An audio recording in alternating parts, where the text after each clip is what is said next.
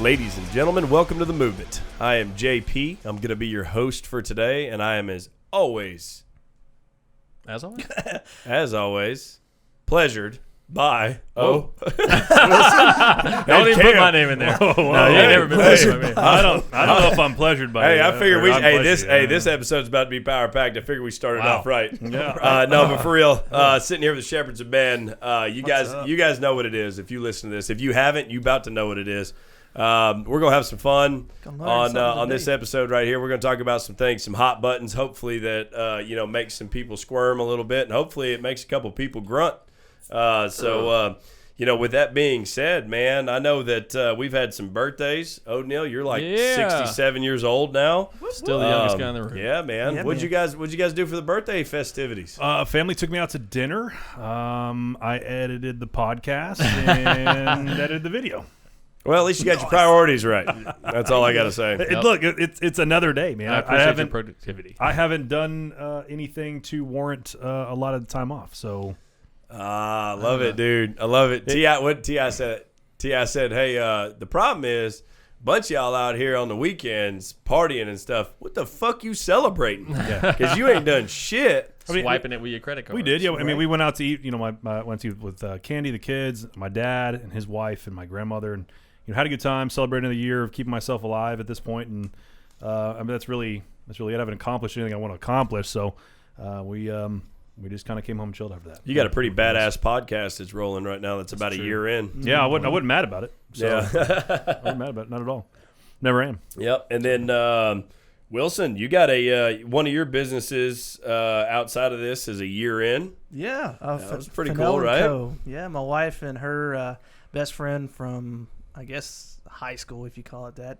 She was like the last few weeks of school they got together, but they started a company that creates earrings, and part of the proceeds goes to help with people who are facing infertility issues, and they celebrated a year, and it's been doing pretty good, very profitable, pretty much in the black since the first 3 months in business. That's cool shit, man. Mm-hmm. I mean, I really like that, man, and that's an honorable thing. That fits really well with you and Ashley, and just kind of your mindsets on stuff and everything. So that's cool. I'm glad. They gave some money away for the anniversary, right? They actually paid for one treatment already. Yeah. For a friend of the family, or Ashley's partner, Amy, her sister, who's been facing with this for several years. See, and that's cool. It's pretty cool. That's really cool. We're praying that it takes through, and they have a next child. So it's going to be cool. It's awesome, man. Cam, joined a boat club. Maybe not as honorable as doing that, but you joined a boat club. Pardon the pun, but how shallow do I sound? No, that's great, though. It's good stuff, though, right? We have birthdays. We have giving back to people that have struggles, and I joined a boat club. Let's be honest, though. It's something that you've been wanting to do, though, and you've earned it. You've worked hard for it. You're there. No, I told my wife, like the first time we were heading out to the marina after we became a member, and we joined with another great couple friend of ours. So we're kind of in halvesies on the membership, which is great because we love them, we love hanging out with them. But water skiing and being on boats is what I grew up doing. That's what I absolutely love. And there was many years that I delayed that. Like I basically just took myself off the water. I've heard you guys talk about like when you're trying to create something that matters, maybe you don't play golf as much or maybe you don't do whatever. And being on a boat was the thing for me, and so it was. If the time was right, and now we've been on a boat 3 or 4 days a week ever since. And you guys came out with us last weekend. It was awesome. Great time. So it's a blessing that we do not take for granted, and that literally every time I get out there, it's almost gets me a little emotional. Just thinking like, man, we're not where we want to be, because I think the only place that I'll feel satisfied is when I get to heaven, but it's a good little stepping stone. So we're excited about it. Yeah, I feel like. Everyone that has any kind of balls about them and votes the right way is allowed to come hang out on the boat. Yeah, man. I feel like for what we were out for 4 hours, and stuff like that. And I think you were sporting a chub the whole time. Pretty much the whole time, at least 50%. Well, it's mainly because of the shorter the trunks my wife bought me. It kind of accentuates the chubbies. That's what it was. Exactly.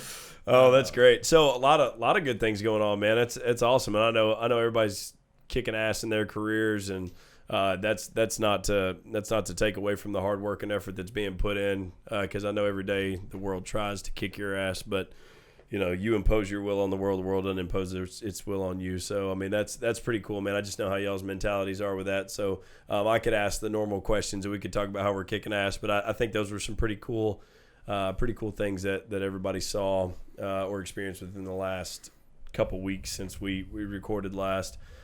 Kids getting into school and stuff like that. Yep. Like, what's up, man? Did Tanya cry?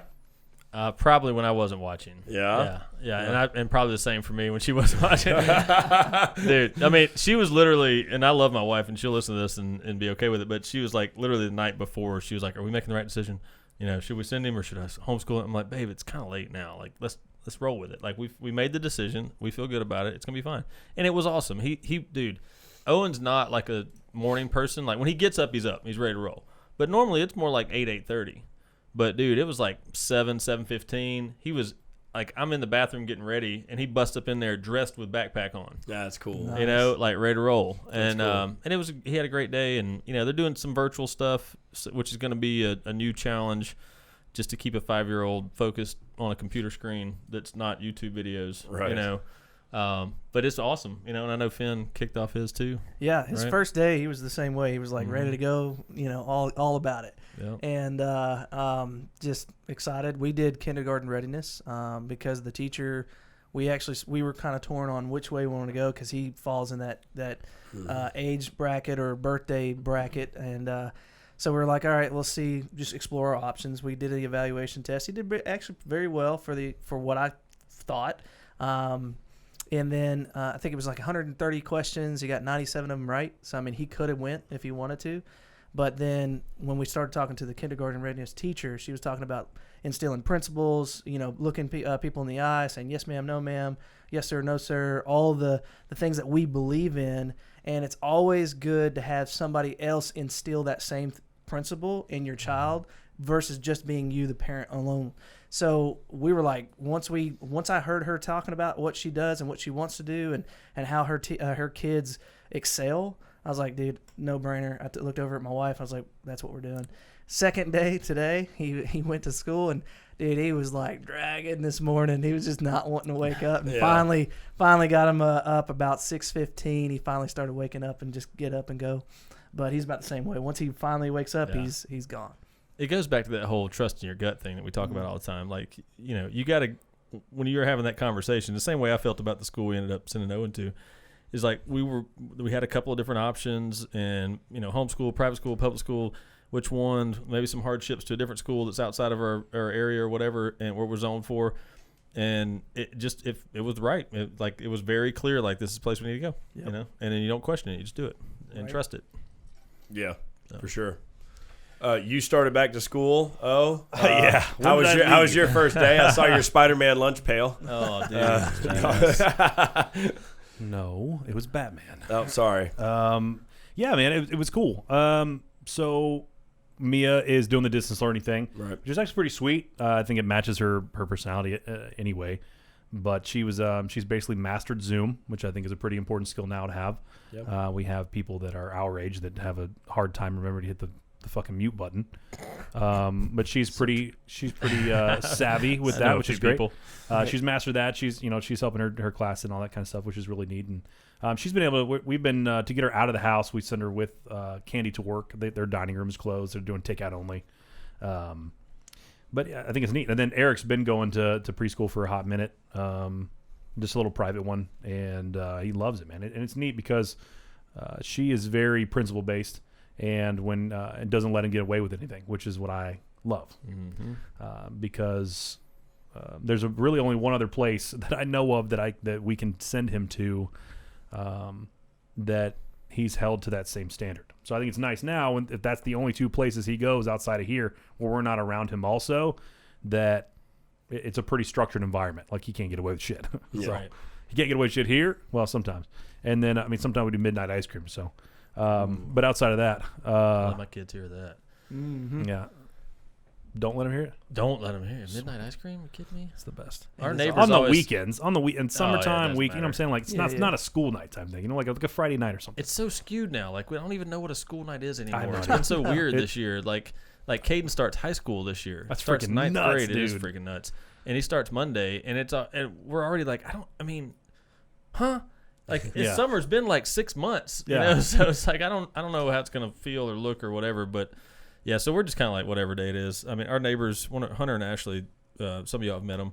They make homemade ice cream all the time, and we always get a text or a call. And of course, the boys are like, "Let's go, Game on, game on!" Yeah. Dude, Ashley and her family can make chocolate ice cream that tastes like Wendy's Frosties. That's exactly what it is. It Yep. is so good. We'll have to have you guys over one time. I don't Just remember one an time. invite Just one for time. either One of time. us. Yeah. Just You'll have be them hooked, over one and time. you'll come over all the time. Yeah, just don't do it at midnight. Yeah, right. 'Cause that Look, would be if you're weird. working out enough, you can literally eat whatever you want. You just better be working out enough to be able to burn whatever the hell you just ate. Well, I went to Taco Bell today, whenever you want. so I've been working Yeah, out a lot. I can exactly. promise you that. Yeah, you can eat whenever. Yeah, I mean, because I had talked to one of my, he's not with us anymore. He moved on to something cooler, but he was telling me I was running that diet for 75 hard by him. I said, dude, my last meal is gonna be like 11. He's like, yeah, okay. I'm like, sweet, okay. He goes, well, if you're doing a fasting element in the morning, he goes, that's not gonna matter. He goes, especially if you're doing a fasted cardio in the morning. Yeah. He goes, you'll burn through that and plus some. Oh, yeah. Especially if you're not eating and it's just a shake at 1. He goes, dude. Yeah. He goes, it's gonna be tough, but he Yeah. goes, eating at 11. He goes, that ain't gonna matter, dude. You are kind of making me feel like I should go back to Taco Bell tonight. There you go. Yeah, I'm why gonna tell not? you. Yeah. I'm gonna tell At you about right now. at about 11. About 11, whatever. You 12. work out hard enough, you can eat whatever you want. Yep. You whatever you want. I mean, That's why I work. I work out because I have ambitions of looking like Josh without a shirt. But the second you reason better I work get your out, ambitions up. the second reason I work out is because I like food and other things And like barley sodas. and barley things. sodas. And Nice healthy heart lets you do Yep. other activities Yep. for longer in your life. Yeah, exactly right. Because that's the last thing guys think about. Dina was talking to me about that. She was like, do you honestly work out so that you're just healthy? No. Actually, I don't. I work out because I want to beat everybody else around me. I want to eat what I want, and I want to look good naked. And I want to kind of get turned on when I get out of the shower and look in the mirror. That's exactly right. Not kind of. I do. Legitimately turned on. No, but really. So what we're gonna talk about today is basically what the fuck happened, right? Like so, and I know a lot of people that are listening to this right now are probably looking at what's going on around the world and going, "Oh my God!" You're probably thinking the same thing. Probably thinking the same thing that I just said. But I want to talk about a number of things that are just like, what happened to patriotism? Like when the hell did it become a bad thing to stand up for your country or to have pride in your country? Right. Or things that, like, at what point was that a bad thing? At what point was hard work, getting your hands dirty, a bad thing? Like, when did it become, now today's society, it's, if your hands are dirty and you're busting your knuckles, you're a retard. You're a moron. And you're a moron. You're not going to make any money. You're not successful, whatever it may be. I still think there's a place for that. And there's a void. Some of the highest income earners in my family are the dirtiest motherfuckers you ever met. As far as like oil rig, you know, all that kind of stuff, pipeline stuff. I mean, they make great money, and they work their ass off for it. But that's what they do, and they love it. And that's one of the things that I want to talk about. That and respect. What the hell happened to respect? At what point did we start to? And I'm not talking about just respecting adults or elders or whatever it may be, but respecting authority. Like, who are you to stand up in front of an individual that is an officer of the law and yell in their face for no reason about some dumb shit? Now, if something went wrong and they did something wrong, you handle it the right way. You go to court like an individual that has any kind of fucking common sense about you, and you handle your business. Right. But the fact that you want to sit up there in front of them and yell because you know that they can't put their hands on you is a bitch move, in my opinion. Yep. That's just, in my opinion, that's a bitch move. That's the only reason. I would give them the right to be able to put hands on you. Yeah, well, Honestly. Absolutely. Judge Dredd. Murk your ass. Judge Dredd, law, like they handled the law right then and there. Yeah. They're the judge and the jury. Yeah. I would totally, let's go, boys. Well, and then, a couple Take other care. things. So, like, kids coming second in the household. Like, what the fuck happened to that? Like, why all of a sudden are kids the most important thing in the household? I'm not saying don't take care of your kids, but what I'm Please saying do, is for God's your sake. wife Yeah. that's sitting in there cooking dinner is way more important. Yep. And whatever it is, we'll go with country first, is more important than your wife. Mm-hmm. And if it's not in that order, you got a problem Yep. that you need to straighten out. And that's not even in my opinion. That's just truth. That is truth. That is true. And then on top of that, there should be something a little higher than that rules overall in your mind. And I don't care what it is. In my opinion, it's God. In my opinion, I believe that God is the ruler of all, and that's number one on my pecking order. If it's the universe for you, then let it be the universe, but you better believe in it. Like that's what's important. And then role models. Like, what the fuck happened to all the role models? Like, our role models now are coked out sex trafficking individuals in Hollywood. Yeah, taking knees. Yeah, individuals that don't have any respect. Now, don't get me wrong. If you believe in something so wholeheartedly that you want to stand up for it, man, I commend you for standing up for it. But if you're going to be a role model, do it for the right freaking reasons. Right. Stop doing it for followers. Stop doing it because you're supposed to be some kind of important individual in society and you want people to follow you and shit like that. Like, I remember, like, role models back in the day, and this was one of the things that hit me. Remember when G.I. Joe used to be a big thing? Great American hero. Kids used to look up shit like, I wanted to be a G.I. Joe. Like, that was cool for me. Yep. Now, all of a sudden, you can't be a G.I. Joe. You can't look at G.I. Joes because what about the ones that are not maybe not that kind of masculine kind of guys? Yeah.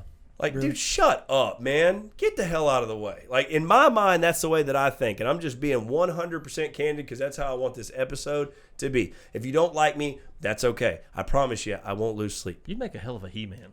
Yes. The power of Grayskull. I'm just telling you, man. Like, that's just the way. That's the way that I feel about stuff like that. And like the whole Barbie thing, like, oh, we can't do body shaming and stuff. Like, if people want to be fat, then they should be happy with being fat. Bullshit.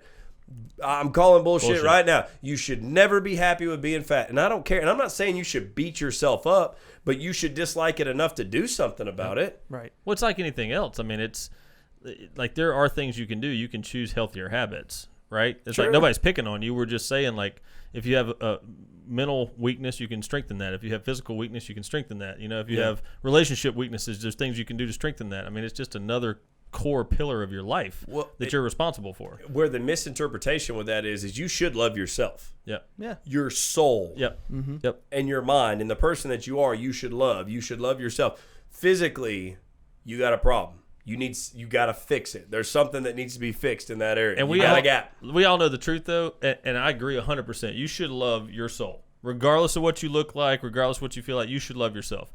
But I tell you, for me, and I'm guessing it's the same for just about everybody, I love myself more when I feel good physically. Like when I look better with my shirt off. And I don't mean like, hey, look at it. I'm saying when I just feel like, damn, I'm making some progress, you know? Or when I feel better, I have more energy because I've been working out or whatever. Like, I love myself more. I feel better about myself. I have more confidence about myself because and it goes back to the last episode because I have work ethic. Well, when are you more of an asset to society? When you feel good about yourself? Right.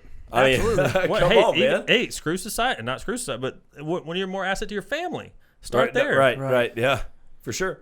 As a father, like I think about this all the time. Like, I've got, statistically speaking, I started having kids a little bit later in life. Like, I am not 25 years old and I've got a 2-year-old, right? And every time we're wrestling around and playing, I got a 5-year-old too, and they're both just pouncing me and we're wrestling and doing all this kind of stuff. And I'm thinking, there's a lot of motherfuckers my age that can't do this. Right. Or if they do, it's going to put them out of commission for a little while or whatever. And all I think about is I never want to feel like that. Right. At least for another 15 years. I never want to feel, like I want to be able to. Their grandkids. Exactly. Yeah. Exactly. No, for sure. So that's kind of the premise of what I want to talk about. And I want to let it go wherever you guys feel like you want it to go. I've already kind of put a little bit of my flavor on how I believe. Now that ultimately that's JP's flavor. So if you guys disagree with that, you guys are fully, welcome to be wrong. Well, I am offended for sure. Well, and that's okay because that's your fault. Like, so we were talking about earlier, right? So please say so when a group of people are sitting together, right, and you're talking about something, and somebody that's sitting there gets offended, whose fault is that? The person getting offended. You damn right it's the person who got offended's fault. Yep. It's Why their let fault. somebody influence you so much? Exactly. Well, I mean, not only that, but damn, you ain't got enough self-esteem to be able to listen to it and go, I don't agree with that. Right. You don't have to get offended. Have a conversation like a human being. Yep. Like, where did the debating go? Like, it's been like when you're talking to somebody face to face.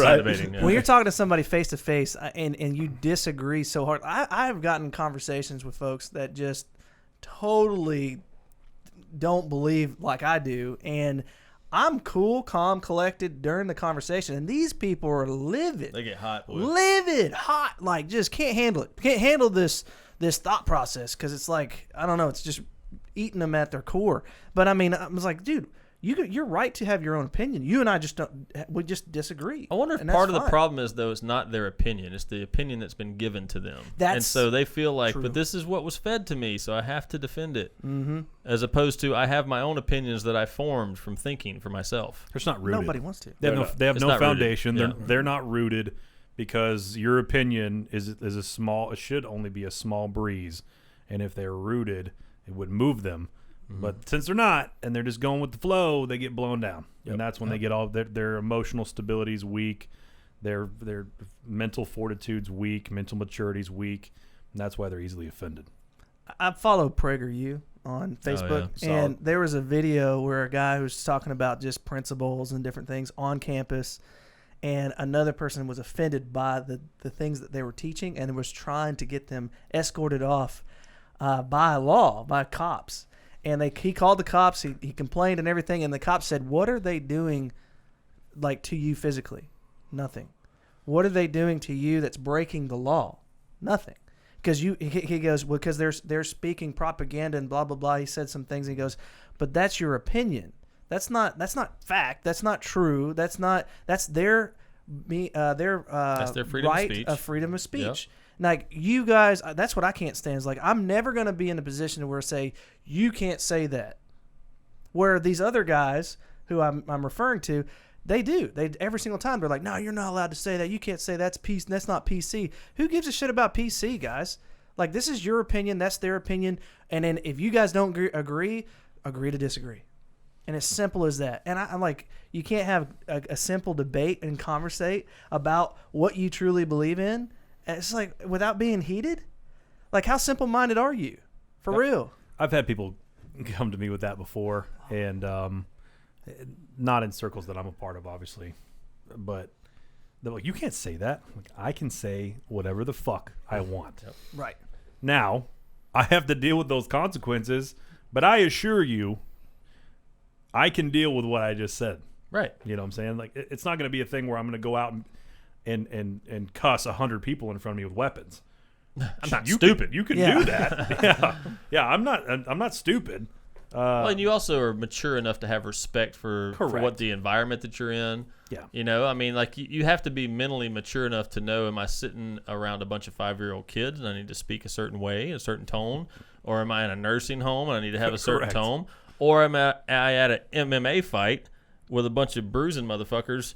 And that's a different, you know, it's like you have to, like, you can't just be this.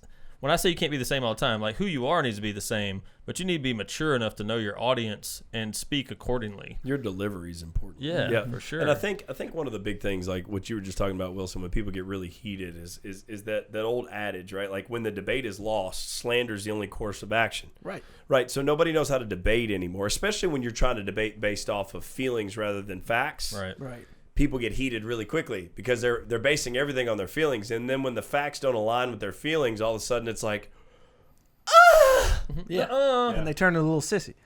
It's not. No, you can't say it's not fair. Or the opposite of that. Like, I have someone that just starts going into this extremely big-worded intellectual gibberish to make themselves feel better about themselves, especially if they think they're talking down to somebody that's less intelligent. And I just think it's hilarious. Like, I'm glad you're fluffing yourself up and you think you're peacocking on social media because you used a bunch of big words and you sent a picture of how many books you read. I couldn't give two fucks about how many books you read, especially the kinds of books you read, right? Yeah. I mean, anybody can read a bunch of books. Which ones were they? Who wrote them? And just because you're using big words, does that mean that you have, like, what you're saying is right? Or does that just mean that you feel good about yourself right now? Like, come on, man. There's just, and that one kind of hits close to home, obviously, but So we have a very big imbalance, and that was one of the things. So when we started talking about hard work, and what I meant by hard work was like busting knuckles and greasy hands. So skilled trades have started to be looked at as, if you're in skilled trades, you're a loser. You didn't pay attention in school. You have no success path in your life, blah, blah, blah, because you're not going to college. You're going to trades path. Well, the thing that kills me about people like that is the fact that we have an excessive amount of educated idiots today. And I'm gonna be. That's so true. I'm gonna be totally honest with you, man. Yep. And I work around a lot of individuals, and I'm not gonna mention anybody by name, but I work around a lot of individuals that are highly educated idiots. Yep. Like when you talk to them, you're like, my God, you can throw out some 10-cent words left and right, you know, but you don't have a fucking clue how shit works. There's no value to what you're doing. You know why I'm so valuable in the career that I'm in? Is because I'm surrounded by so many people that can make the world so fucking complex. Yep. And I can simplify it. Because I'm not very smart. I'm not that smart of a guy. I want to simplify things. That's my goal, is to simplify shit. And it's just like it drives me nuts. But outside of that, I'm not saying that going and getting an education and being at a higher level of education is a bad thing. That's a great thing. I think it's good. I think you should constantly work on your mind. But I think you should also work with your hands. Because I think there's so much to learn from getting your hands dirty. And I don't care if it's building stuff with your kids, working on the cars, doing whatever it may be. There is so much value and bonding that's involved, especially if you have a son, you know, like doing things with your hands. And there's a certain, and that's what one of the big things that I wanted to talk about. And I mentioned this at the very beginning, was men have lost touch with their true nature. A man's nature is to build. Yep. If you believe it or not, if you go build something, whether it looks like shit or not, because you're not very good at it, there's a certain sense of pride in that. That's why building a fire, doing things of that nature is a natural reaction to a man, and it boosts your testosterone level. You wake up the next morning and you can't roll out of bed. You leave my fire alone when you come to my house. Every time. I changed a toilet seat at my house last night, and I was walking around the house like you said, couldn't nobody tell me shit for like an hour. I'm going to tuck the kids in. Tanya's coming in and hugging me tonight. I walk her into the bathroom, show her, flip it up, like, what's up? Like, you know? that. Hey, when I built the door to that little shed house or whatever, I showed it off to a bunch of people, and I'm like, dude, look at this. This is what I did, you know? And it is a sense of accomplishment. And even then, I was in telecommunication, putting in subdivisions and all that kind of stuff when I was younger. And there's the subdivisions that I worked on. I'm like, I go by it, and I'm like, yep. But I installed that. I did this. I remember in my old hometown in Chattanooga, just the simple things, even houses that we helped frame up when I did some framing work and stuff. And it's good to get sweaty. It's good to get hard work behind you, knowing that you, like, if you're the educated folks, let's speak to those folks, and you haven't done that, dude, go. Yeah. And it will humble you, and then it'll make you appreciate what you have done more in life, because now you don't have to worry about that. Whenever I'm sitting at my desk at my home, I'm not having to travel, I'm not having to go be in the elements, and I'm more appreciative because I had that in the back. I was a ditch digger for 4 or 5 years. You know, that's like the dirtiest of dirty. You know, you're in the mud. Like, I'm in 5 feet ditches digging and moving stuff. I mean, come on, man. It blows people's mind when I tell them that I used to be a technician for 7 years. Yeah. Like, I used to install that. They're like, what? Like, yeah. Right. So, telecommunications, same thing. I did it all. Fiber, copper, old copper, some of it, paper cable, satellite to satellite. And now I don't. Yep. Dues paid, man. You know, Dues paid. Right. For sure. but it's crazy because there is still such this stigma of how much that stupid piece of paper is worth. That it's down to a point where if I ever wanted to move higher in the company, I have to have one. That's so dumb. Yeah. To me, That is what they've told me, and I'm like, and we're talking VPs level, and I'm like, okay, cool. So explain to me this. Why is that so much? Like, if I come in here, and I'm a BAMF, right? I'm a badass motherfucker. I'm coming in, and I'm like, I know my shit. Numbers look good. Perfect. Call them perfect. He goes, look at it this way. If another guy comes in with perfect numbers, and I don't know him, and I don't know you, and he has a degree, who do you think I'm going to hire? The guy that has the perfect numbers and no piece of paper, or the guy who has the numbers and has a piece of paper? See, that's where I disagree with him, because I'd be like, I don't really care about your diploma. Yeah. But that's the stigma. But right? it is, yeah, for sure. That is a real thing in a lot of environments. Oh, dude, yeah. So networking's everything. So that's why I told him, I said, cool. So I just need to make sure I know the right people then and have discussions with the right people, right? Mr. Bart, Yeah, right. Yeah. Right. Wink, wink. So that goes back to why a lot of companies fuck up, though. A lot of companies fuck up because they look at it in terms of that. I'm not saying that a degree is a bad thing. A degree should be used as ammo in your gun, not a recliner to sit in. Correct. That's the biggest thing that I've found, and I've used in interviews. Like, dude, you can go hire the guy that's got some big fancy degree from MIT, or you can hire a guy that's hungry. It's your choice. Attitude. Yeah, and that's why in the, I don't know what podcast, it was 1 or 2 ago, we said you hire for attitude, you train for skill.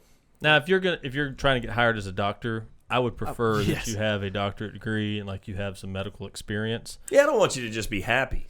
Exactly. I don't want Hey, you. man, I don't want you to we're have a gonna great attitude and We're you've gonna do never it. cut anybody open. We're going to before. figure out where that heart is. Yeah. Right side, right? Right side. Is it in the leg? I slept at a Holiday Inn last night. We got Oh this. man. As long as he has a lot of experience, I guess I probably wouldn't mind. Well, okay, so maybe you lived in Costa Rica for a few years and you got a lot of experience. Yeah, working on other people. Yeah. Figured it out. Late at night. Or, I mean, you think about it. That's how it started. Yeah. Oh, for sure. Would it be For sure. better I mean, way back? Yeah, they didn't have degrees back in the day. Just shove a tampon in it, be fine. They didn't have degrees back in the day, but they did have a lot of ownership back in the day. That was the biggest difference is people owned their shit back in the day. It was nothing to see like hundreds of business owners in a small society, and they all own their own little things, and the communities took care of the community, and everybody, owned their own shit and stuff, and they learned and they worked hard and stuff.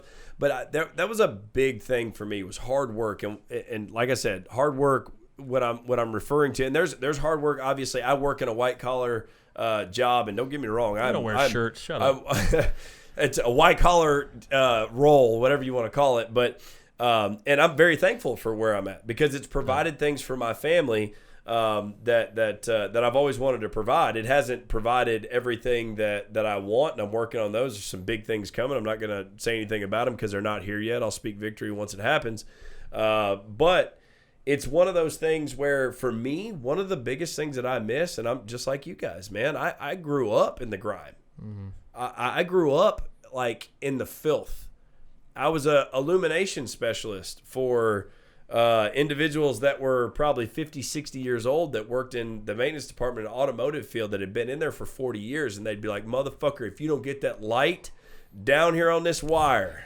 And you'd be sitting there for an hour. What was the meme I saw on Facebook recently? It said something about, if you don't think I'm tough, just remember, I'm the one that held the flashlight for Dad. Yeah, there's dude, because so you get your truth. ass kicked if you drop the flashlight or don't shine it in the right place. Yeah, there really is. And what it does is it develops the thick skin. Not only does it develop thick skin, but it also develops a perspective. I love the title though.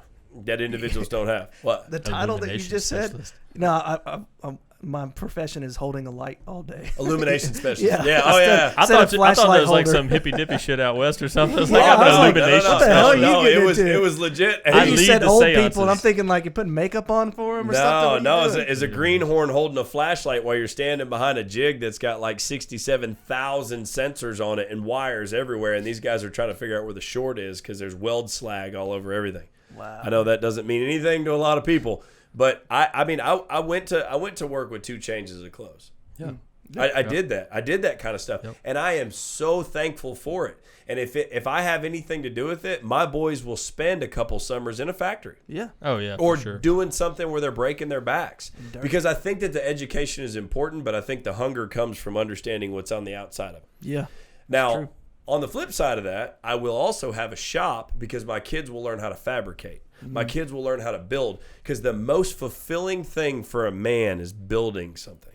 Could you imagine you have a metal shop and you go in there and you want to build something, like you want to build an axe. Oh, like you're going to build your own axe. You're going to etch it. You're going to do the whole thing. You're going to sharpen it up. You're going to build it from scratch. That axe that hangs on your wall means exponentially more than an axe that you bought from somewhere. I mean, unless you got it from some kind of Norse god that accidentally left it in the Norwegian Highlands. That's true. Yeah, that probably won't find any of those anymore. But those are gone. That's that you make a good point there, and I think I like the woodworking. I think more than I like the metal. But I would love. So one of my old bosses, former bosses, and he's old too. Blacksmiths, and that fascinated the shit out of me, dude. And I was like, "Are you kidding me, dude?" He's like, "Yeah, man." And he told me a show to check out. That's more, it's like a little contest with the blacksmiths, and it's pretty stressful on them. But you get to see the process in a very sped up scenario. Is it Forge and Fire? It is. Yeah, such a good show. I wasn't gonna plug it, but all right. Oh, sorry. Man, I thought I was ready to hit my bell. Ding! Sponsor me. What is Forged in Fire? We take royalty payments at 555. Yeah, 5555. Free. They have blacksmiths at the Bell Buckle Craft Fair. Yeah, sure do. Another So plug, I'd like to another have royalty check, please. Yeah, right. Please. Can we get some moon pies, please? And We will RC take cola. payment in moon pies. RC Moped. But that's something I'd like to have once we get the Forever place set up. I'd love to have my own forge. I think it'd be cool. Dude, I'm telling you, and that goes back to what I started this whole episode with is men have lost touch with their true nature. You can work in a white collar community, but there's certain things as a man, as masculinity, that your aura yearns for, and it's to build fire, it's to fuck. I mean, it's there, and I'm not trying to be whatever, but it's the truth. Yeah. As a man, and there's every man has a side of him that he's trying to hide. Yeah, I don't care what you say. Yep. Every man is trying to hide a certain side of him. And if you've ever read the book Relentless, he does a great job of explaining the dark side. Yep. And it's not that you should let the dark side take over in your life, but there's a certain part of that is who you are as a man. And it'll take you to the next level. It drives you. It drives does. you. But it's the control of the dark side that drives you. Correct. That's exactly right. And You can't go straight And Darth that goes Vader. back to that swagger thing. Yeah, exactly. Because how confident are you when you know what your dark side is and you fully control it? You're a bad Dude, you mother- talk about nobody tell you nothing. right. Woo. Well, you have to allow it to. You control it, right? But there are moments where you let it Let it have out. control, Yeah. right? Dude, mine is conflict. No. I would have guessed that. love. Yeah, right. I know. I'm a tough cookie to crack. I know. Is it the emojis? I don't get it. That makes it worse. At this point, you guys have to know, like, he's fucking pissed if he put an emoji behind it. His dark side flares up, it's on fire, and then the emoji hits and like this little extinguisher. And I'm the one that pokes the fire. Hey, how you doing? Chris is I throwing gas on it. Yes, just the other night, so Yeah. when you brought that to me last minute, I was like, I looked at Candy, I was like, I'm just gonna call him. Should I? Yep. It's probably I'm not better. gonna. Whatever I type out, it's gonna hurt his feelings or something. So, No, I don't get hurt. I was like- I don't get my butt hurt about certain stuff. Whatever the hell that saying is. Anyway, that's another. I don't Wilsonism. get my butt I don't hurt. get my butt hurt. me neither. Nah, That's the prison. crazy Yeah, thing. no, me neither. I don't know if anyone at this table actually has their butt hurt at all. No. No. Absolutely not. I haven't been to prison in Oh, years. jeez. Yeah. Welcome to my life. I'm Wilson. I've been pretty successful. I ain't never been to prison. Exactly. Yeah, exactly. I'm a good man. I've never been to prison. You ain't supposed to go to prison. Right. Like your standards are too low, bro. Man, I know all my kids' names and their mamas. Oh, Come on, man. Oh Lord. okay, so I mean, Back to what the fuck happened? That's a good. that's It's the truth, though, man. I mean, that's like we're Lord joking mercy. about it, but I that's some real shit. That's People a lot said of. this. yep. God. So there's a lot to this though. I mean, there's a lot of things. It's like, what the fuck happened? Like from a respect factor. Like at what point did we start blaming the motherfucking teachers for our kids' mistakes? Oh my god. Like, hold on, let's start on this. Let's Yeah, go. Let's go. Let's do it. So the fact that a parent walks into school and their first thought is to chew out the grown ass adult that is sitting in there because their 8-year-old or whatever it was came home and said they got in trouble for something, and they chew the teacher out first. Like, something's wrong. Or like, coach. I've seen it so maybe- many times or like a coach. Yeah. Like, walk in there, figure out what's going on. Maybe you should talk to the other adult first. Right. yeah. And find out what happened, because maybe your little baby that, once again, like we talked about, takes priority in your household where they shouldn't. Thinks is he wrong. has priority in the schoolhouse, too. Well, that's exactly the problem. They come from the household into school, and now it's like, oh, you ain't gonna tell me shit, Right. Because I'm the boss, I do what I want. and it's not how it rolls and stuff. But that goes back to like what we're talking about right now. What we're seeing and what's crazy is kids are at home studying now; they're not in school. And I have a lot of respect for teachers. I think teachers should be paid more than what they're paid. I don't know how we figure that out. I don't think we should defund the police to do that. I'm making that plug, and I'll say it again. I don't think we should defund the police to pay the teachers, but if you feel like that's the truth, like to do that, you're an idiot. I'll just call that out. But anyways, thing. What's scary is these kids staying at home with their parents is a worse situation than if they were sitting in school. Absolutely. In school is their only getaway. Right. Some of these kids, the only sanity that they get in their life is being in front of teachers that they have. How many stories of Coach Carter, different things like that? Like how many stories of kids that come from a household where their parents cannot be counted on? They don't care. And they just don't care. And some of it may be the parents are ignorant to how to properly raise their kids, and they're just doing things that are detrimental to their kid, and they think they're doing the right thing. And some of it is their parents are just shitheads. But the fact of the matter is we're really seeing it right now, this whole COVID thing where everybody's doing the virtual learning and stuff like that. Like there are a lot of kids that are affected by the fact that they don't get to spend time around their teachers. And that's another thing, like, the respect factor when it comes to that kind of thing. I'll tell you how my dad remedied that. Did I cut somebody off? No, go ahead. When I moved from my mom's to my dad's, I was in 5th grade, I think. Yeah, I was starting 5th grade. And we toured the school that I was going to be going to.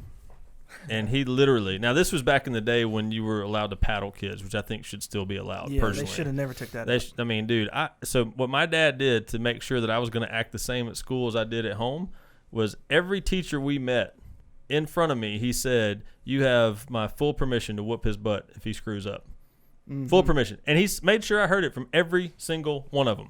Mm-hmm. And I knew for a fact that they were gonna. I mean, this was a small private school in Mississippi. Like, they all had paddles in the classroom. And I know some people are like, somebody in California is listening to this right now going, what? Like, yeah. And guess what? We didn't get away with shit. Yeah, nobody in California is listening to this. Yeah. Hey, I know one that Hey, you know what? I don't care. Yeah. I know one anyways, I could go on a tangent on that, but it was the truth. Like, everybody had a paddle, and the headmaster had 2 because he was also the football coach, so he had 1 for each role, and I got paddled plenty of times in school, not because obviously it wasn't working then. No, it's because I was a smart-ass teenager, and I deserved it a few times. Mm-hmm. But ultimately, I probably would have been a lot worse if I hadn't been in that environment. Well, let's be honest. You would have been probably rioting in the streets. Exactly. I'd have been living in Portland. Because a lot of those kids need to have their ass whooped. Just to be honest with you, they need to have their ass whooped. Yep. I'm all about somebody not agreeing with something and standing up for their beliefs, but there's a way to do it. Yep. And attacking some dude in a truck and kicking him in the back of the head when he's laying down on the ground with that whole freaking Portland incident that we were talking about, that's bullshit, dude. If I was standing there, I would have laid your ass out. I would have laid you out. I promise you that. That's what Graham Allen was talking about in that video. He's like, look, it's time to start actually standing up. And they're only going to do that in places like Portland or like Chicago or like Baltimore or places like that where they can get away with it. They ain't going to do that shit in certain places because you wouldn't get away with it around here. No way. It wouldn't happen. There's too many good old boys, and I don't mean that like country rednecks. I just mean there's too many good old boys that aren't going to put up with that shit. Right. And good old boys can be anybody. Right. It can be anybody. No, so I agree with that 100%. And I think one of the reasons that we have the problem was, like, how did that timeout work for you? Mm-hmm. Like, how did timeout, like, your kid spoke back to you countless times. You gave them empty threats constantly, all day, every day, their whole lives, put them in timeout and stuff like that. How'd that work out? Because I'm a firm believer in busting that ass when it's time to bust that ass. I'm just telling you. And your kid has got to understand what a consequence feels like. Yep. Because if they don't, then they become unruly, the truth is, assholes. They will have consequences at some point. The problem is, and here's the thing about what I think maybe some parents are missing. It goes back to that whole I want my kids to like me. Mm-hmm. I don't give a shit if my kids like me. I love that they do. And I love that they love me and they get excited about seeing me. But my responsibility is not to be their boy. Right. That's not it at all. I hope that's a byproduct of the way I raise them, and I hope they respect me. To this point, that's been great. But if there ever comes a time where I have to decide between them being my boy and me doing what's right for their future, I'm always going to pick what's right for their future. And it will be hard. It'll be hard. Yeah, I'll have to do something that's very difficult for me to make sure that they aren't a fuck up when they are an adult. But it won't seem difficult to them. No, it won't. No. It will be very clear to them that when it comes down to dad being my friend or dad being what's making it where I know what's right, there won't be any Well, here's the other part of it. I tell them that, too. It's not like there's any confusion about it. I tell them to their face, this is my responsibility. So when I make decisions on what we're going to do here, this is how I make them. I make them aware of it. But it goes back to like what parents are like, oh, I don't want to hurt them, and it hurts me worse than it hurts them, spanking them, da-da-da-da-da. Well, wait till you go bail them out of jail a few times. How bad is that going to make you feel? Well, what's easier, fixing a kid's problems or fixing an adult's problems? Not even close. Not even close. Too late. Let's be too honest. late once they're adult. Right. Now it's ingrained. Yep. Let's be honest. So It's a you might as well character take care of it now. If you're a parent, you might as well take care of it now. And it like you said, it sucks. Hell, it sucks for me. I don't want to sit there and like get on to my boys and stuff about stuff and really get after them and get pissed about stuff. Like that's the last thing that I want to do. I'd rather hang out, throw the football, do whatever we want to do and have fun and have a good time. And I've explained to them the same thing that you just said. I'm not here to be your friend. I'm here to raise a man. Yep. And you better understand that the latter of the two will always take precedence. It will always take precedence. Now, if you're doing what you're supposed to be doing, and I don't need you to be a mindless drone that does everything right, because I expect you to do things wrong. But when you blatantly disrespect, that's a whole nother monster. But if we can be friends, we can be friends because you're doing what you're supposed to be doing, and we can hang out and stuff like that, and you understand right from wrong, then great. But if it comes down to us being friends and you being a shithead, I'm going to take care of that shithead all day long. I think it's just important to let them know why. Yep. Yeah, sure. No matter how you raise your kid, whether you decide you don't want to whoop them or you decide that you do. For one, it's nobody's fucking business but your own. And for two, the kid needs to know why. Yep. They need to understand. Yep. Like, if they do something, you just whoop their ass and walk away. Like, there's like, what the fuck just happened? Yeah, that's Right. a different Teach 'em extreme. Yeah. Right. You So, I gotta mean, teach 'em. but at the same time, if you're just putting your kid in timeout and you don't fucking talk to him why, it's the same damn, you're not Yep. getting anywhere. Yep. So now you just having at this point, you're really physically, emotionally, and mentally abusing your kid either way you do it. You know what I'm saying? that's a So good it's the importance is not only the leading up to that, there needs to be a form of, look, we're leaders and we're coaches no matter what we do. But to lead your kid to be the human you want them to be, hopefully better than yourself if you don't have an ego, is to let them know why and lead them through the process. I need your help with this. Don't just come in there and be a fucking tyrant. Come in there, hey man, I really need your help with this, okay? Perfect example. Candy cleaned the house when she got home today. Air came out, toys every fucking where, all over again. Like nothing ever happened. And Katie was pissed. Like I was probably less than a mile from the house. So I'll talk to him. So I got home and said, hey man, I need you to clean up. He said, no, I'm still playing. I said, cool. So I went and grabbed his stuff. I said, did you hear what I said? No, Dad. I said, okay, cool. So I walked into his room and I said, I'm going to be nice and I'm not going to shatter this cool Lego thing you made, but you need to keep your toys in your room. Do you understand me? I said, Mommy worked really hard cleaning the house when she got home, and we need to make sure it stays clean. Yes, sir. Boom. Did I need to beat his ass because he said no? No. Yeah. No. Yep. Now, if I put the toys in there and he brought them back out, you best believe I'm popping that ass. Yeah. I'm not going to beat the shit out of my kid. This is where people think, this is where people miss it. They think that whooping your kid is like a balled fist or something. No. Yeah. I'm going to swat it so he knows it's there, though. Yeah. What did I just say? And you're going to disobey me. Like, I asked you 3 times. Yep. You told me no. You told me no. I was nice enough not to end your life there. Just kidding. I wouldn't do that. But it's, I would. yeah. I think you think it's about to happen.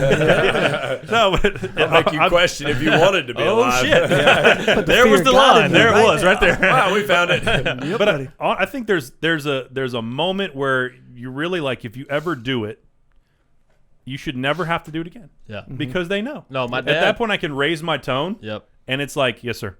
And it's done. You know, it's not like I ruined his kid's life. He's great. He's a stud.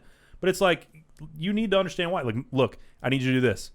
I asked him. He didn't do it. I need you to do this. Help me do this. Here's why I'm asking you to do this. Mommy cleaned the house. I need your help keeping it clean.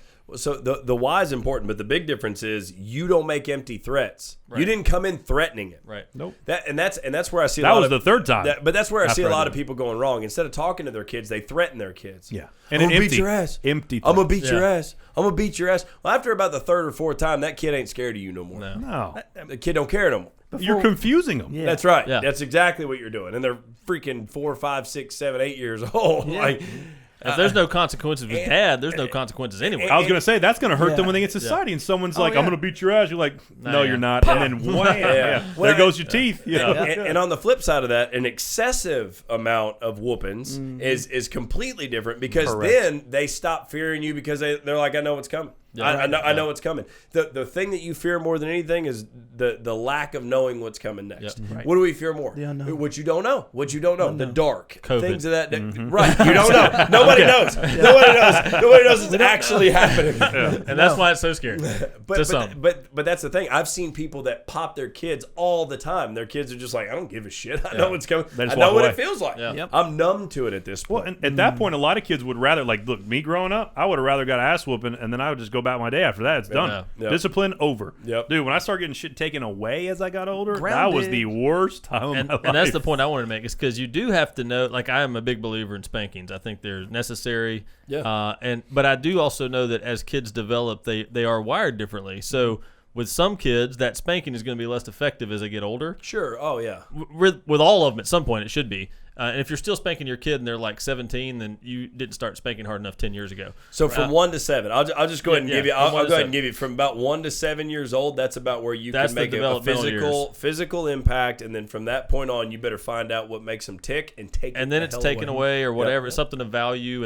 And even while you're doing that, it's the same as when you're spanking. Like if you're taking something away, you're explaining why. Like this is the consequence. You made a choice. And it's another thing me and my wife always do. You're Yes. upset right now because you did something. Right. You messed up. You're not upset at me. You're upset at you because you made a decision and this was the consequence of it. So if you're mad at anybody, be mad at yourself. Yep. Right? And we explain that all the time. And Dina is outstanding about that. She's so much better than me about that. She's like, you know what? You know why you're in trouble? Because you made a choice to not listen. I'm That's why surprised you're your in trouble. kids can still walk. That's I know. I know. There's part of me that wants to hold back a little bit because my wife is so freaking hard. No, but it's and that's there's a ton of truth to that, man. Yeah, But it goes back to, and that's why I said empty threats, because a threat is one of those things where it's like, it's you threaten the consequence. If you don't listen, I'm going to destroy your Lego town. Yeah. I will literally walk through here smiling, stomping on all the stuff that you just I don't know if built. I'd stomp on. I mean, do you know Legos? Legos. I would Yeah, stomp yeah, on Shoes, them. you got boots. No. They go through the boots. I'm not trying to buy more Legos. Yeah, exactly. No, but one of the things that drives me nuts is it's like, okay, so if you don't start listening, I'm taking your pad, and they're like, well, whatever, so they take the pad, and it's like, good. That kid cries for an hour. They hand him the pad back. Like you Oh, missed I it. know. Fuck it, just You take missed the it. pad. Yep. Nope. No. You suffer Gotcha. with them. You Yep. will suffer with them, but that's the thing. Like for me, take your ass to your room. If you're gonna cry, Yeah, man. I don't want to listen to it. Take your ass to your room. This is my house. Yep. I always get the question from my oldest. Well, You live when here. do I get it back? I'll let you know. Exactly. I don't Oh, know the- yet. I yeah, the honestly don't know. unknown. You're asking me a question I don't have the answer to. I will tell you it's not right now. That's And the more worst. times you ask, Yeah. the longer it is. Yep. Yep. I That is keep the actual resetting. worst. Yeah. It is. I hated that. When I feel good about where your head's at, I will give it back to you. Dude, I had my like every day. I mean, there was a tube TV back then because they weren't fancy in the 2000s, 90s. YouTube? But YouTube TV? 90. It was a tube TV. Tube. Yeah, So they wow. took my TV out of my room, my PlayStation out of my room, bro. I had books, and they're like, "I bet you start reading because you ain't got shit else to do. Study, Thank read." And I'm like, Yeah. That's where my it? workout regimen Yeah. started. I was in Yeah. prison. There you Like my mom wasn't playing.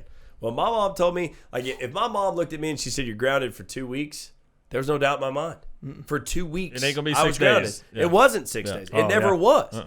So I knew as soon as that happened, and that cured me from a lot of things. My mom told me when I got a little bit older, she said, "You got one time to go to jail. You got one time. I'll get you out of jail. After that, you're on your own." I knew she wasn't playing. I still got She my wasn't card. playing with the little stuff. That was the difference. right. Yeah, that's exactly right. When Same she here. said you're grounded for a week, guess what? On day 7, she said you can go see daylight again. Yeah. But outside of that, there's no conversation. I would come in at, why are you talking to me about this? I already gave you the answer. I already told you what's going to happen. Yep.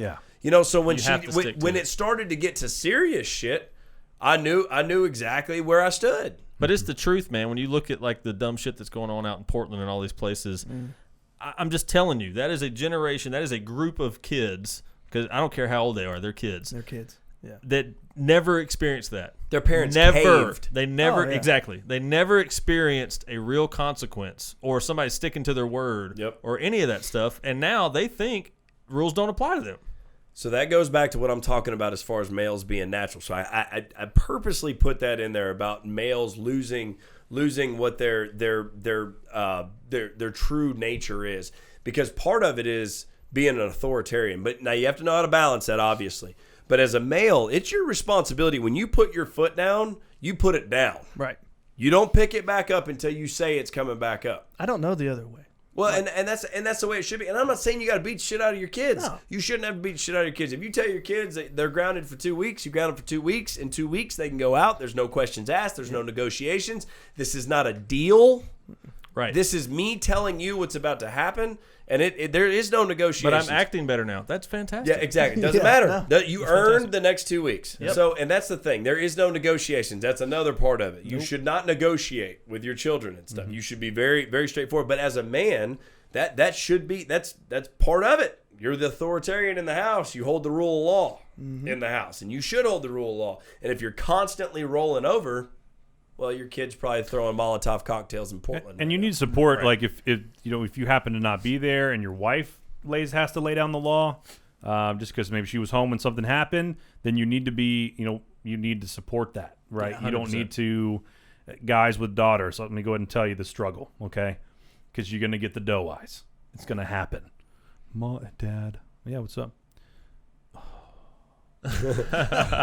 Mom said that this. And I'm like, okay, what did you do? This. I'm like, okay, seems legit. Sorry. I'll talk to her and see what happened. And we'll circle back. Yeah. Talk to the wife, and it's like, hey, Mia said this happened. Yep, this happened. Okay. Hey, Mia, talk to Mom. Yep. And you have to solidify that because they'll play you. Oh, and for continue. Bro, that is a and it goes back to being the kids being where their position in the pack. I tell the kids all the time because the dogs will mess with them and stuff. I said, they're testing your position in the pack. Just like your brother does to you, Mia, just like Mia, you do to me, everyone. I said, you guys don't run this house. I said, just like I go and steal their food right out the bowl while they're eating, they don't run it either. Yep. And if they bite the hand, they finna lose a paw. Or a mouth. Yeah, I'm finna bite something of there. You know what I'm saying? But that's what it comes down to. Like, and you don't have to be like you're judge, jury, and executioner in your home. You know what I'm saying? But you don't have to rule with an iron fist. That you don't like. That's the wrong way to handle it too. There is a dichotomy to leadership. Also, a great book. It's on the book list. But the biggest thing is, I was silencing Wilson real quick. My hand was up first. He was pulling the JP. I was giving him the shoulder. shoulder. Like, I'm next. I haven't said nothing. Go ahead. But it is like you can lead your home effectively just like you can anywhere else with balance. Yeah. Yep. And it's learning that balance. Well, and I'm glad you started talking about that because this one point I wanted to make is that if you're married and you and your wife are both in the home raising your children, then you need to be on the same page about how you want to raise your children. That's conversations you should be having. Before you have kids. Yes, ideally before you have them. That would be the proper order. But let's just say you didn't have that conversation. As you're raising, well, a few people can. There's a couple folks out there that got the order mixed up. It's okay. You're fine. You're forgiven. You will survive. You can be. But you need to talk about that, like as far as spanking, as far as timeouts, as far as what's effective, as far as when we make a decision where we're sticking to it. Like if Dad calls a play, Mom's got to back it. If Mom calls a play, Dad's got to back it. There can't be division because the kids will try to play that. And if there is division, it needs to be done in private. Yes, exactly. Absolutely. Do not ever contradict your significant other in front of the children. Dude, especially when it comes to something that's serious. Right. If it's something that's serious, that's something that drives me nuts. I've seen a dad getting onto one of the kids for something that's going on. I'm not going to mention any names, but I've seen it multiple times, and it just fires me up. And I'm kind of like O'Neal. I'm not going to tell anybody how to raise their kids. Nope. If you come and ask me what I think, I'll let you know what I believe is right. If we're talking about in a general sense, like the podcast, I'll let you know what I believe is right. But if somebody's doing something with their kids, I'm not going to come tell you. Because you come tell me how to raise my kid, we might find out who the alpha male is in that situation. I'm just telling you, because I don't deal with that shit. I don't like it. I have zero tolerance for that kind of stuff. But I've seen guys getting onto their sons or whatever it may be, and then the wife come in there and be like, "Oh my God, just leave them alone. Leave them alone. They're fine and stuff." I'm like, if you had any idea how much damage you're doing right now, you have no idea. Like, talk to him in private. It's an that's a embarrassed wife though. Yes. Right? Yeah. Oh my God, just leave, because they just want it to end it because it's in public. So that's another thing too, is that I'm not about embarrassing my kids in public. Like, if we're at a ball game, I'm not going to go out there and like grab my kid's fucking helmet, like, you know what I'm saying, like something like that, or embarrass my kid in anything. Like, we can handle this in house. Right. Right. That's how it should be handled. You should be able to say one thing. We're going to talk about this when we get home, and that should be it. Yep. Oh, and that's terrifying. But now, yeah, and understand though, in that situation, if you were that kind of dad that was out there talking to your kid and getting on to him about something that he was doing, and the wife walks out there and starts yelling like, "Leave him alone," blah blah blah, that's not helping the situation. No, you might as well let it play out, and then when you get home, you talk to him and go, "Hey, look, either you stop doing shit like that, or I'm not coming anymore, because that's garbage, and I don't want to sit there because that's embarrassing to me." Make him understand that, but it doesn't need to be in front of the child. Right. Kind of thing. You guys need to be on the same page, because if you're not, that child will learn how to play you, like we just talked about. I want to go back to something you said a minute ago about you will suffer too. Oh, I'm sorry. Did you have your hand? Yeah, he didn't touch your shoulder, so go ahead. I have points that I want to add to all this, and everybody keeps going. So, but the biggest thing. Put them out there. Yeah. Well, I mean, I gotta. Yeah. Let's go. I'm learning. I'm listening. I'm enjoying this. I'm like, dang, I want to interject on something, but no, I wanted to go back to what O was saying, how you don't be an iron fist type of leader, be a red velvet covered brick. John C. Maxwell talks about something like that in a leadership skill, to where you have a soft touch but hard on the inside. You have to have your figures, you have to have your foundation of what you believe, and you don't sway from that. But then you also have that approachability, that where your kids can approach you and talk. That's one thing that my mom did very, very well for me, is that she allowed me to come and speak to her, talk to her. My dad didn't necessarily open that door, but my mom did, and that's what I enjoyed the most about it, because I can actually confess or talk. She knows everything. She literally knows everything I've ever done, and I can confidently say that I'm okay with that. And she still hangs around. I know, right? So I'm just saying, like, be that for your kids too. Don't just be like so distant and you're a kid. I've seen that too. Yeah. Some people are like, "You're just a kid. You have no say in this." No, man, they're a human just like you. They may not need to be talking when you're talking or something in that regard, but they do have a voice, and you should hear them. Yep. And let them hear what they say, and then go on your way. And I think it's important too. There's times when you're correcting, but you're not necessarily disciplining, and I'm big to say, like, if I'm coming into a situation where there's something that wasn't done to the right standard, or they screwed up or whatever, there's been plenty of times when I'm like, hey, listen, I'm not mad at you, because I think it's important for them to know I'm not mad at you. This is just a learning opportunity. Yep. Right. I'm definitely not coming on to you. I'm not coming down on you. I'm not punishing you. You're not about to get spanked. You're not about to get stuff taken away. But I need you to understand something, so you can communicate that, where that gets the wall down a little bit, and that anxiety goes away, where they can just go, okay, I'm not in trouble, but what's he trying to say? What am I trying to learn here? Well, that goes back to the responsibility of being a father. The responsibility is so great in being a father, and people fail so miserably at it, because it's just like a dictatorship, right? It is a dictatorship within your house, and as bad of a word as that is, if you have an unbelievably great leader, if John C. Maxwell went and took over a country and was full dictator, that country would succeed. Oh, yeah, I believe that. I believe that country would succeed because you have a good person in power. The problem is when you get a dick in a dictatorship, then you have a problem. And that's what happens in the household a lot. It should be a dictatorship, but you should be a John C. Maxwell kind of dictator in that household. And you need to understand that, like, you can't kill your kids, like their ability to screw period. up. Yeah, you cannot kill your kids. Yeah, you're right. you cannot kill your kids. That's frowned upon. But you don't want to kill their desire to screw up. Yeah, like they should be cool with screwing up. Yeah. Like, not the same things over and over, Right. but they should be cool with screwing up. But we've talked about fatherhood a lot. Unless you got to go ahead. No, I was going to say, I think what it boils down to is that when you do that correction so much and so iron fist kind of deal, you instill a fear of failure in that child to where they feel like they can never fail because they always getting so, like, if you're so militant about it, right? And I see that a lot, and you're asking this, where the fuck we go wrong, you know? I literally think that fear has settled in over the last, the greats, the people who, the what do they call it? Not the baby boomers, but the people who went on. The greatest generation. There you go. The greatest generation. You think about being a kid in that time, looking up to your father who was that great of a man. That's a big shoes to fill for you as a child. So the fear of expectations, or the fear of not exceeding or not living up to your father's expectations, could set in. And then that fear just kept on being unchecked, not being taught how to deal with that fear. Yeah. And that failure is good. You don't succeed without it. You can't. Right. It's stupid to think that you can go through life and be successful without any failure at all. I mean, that's just not.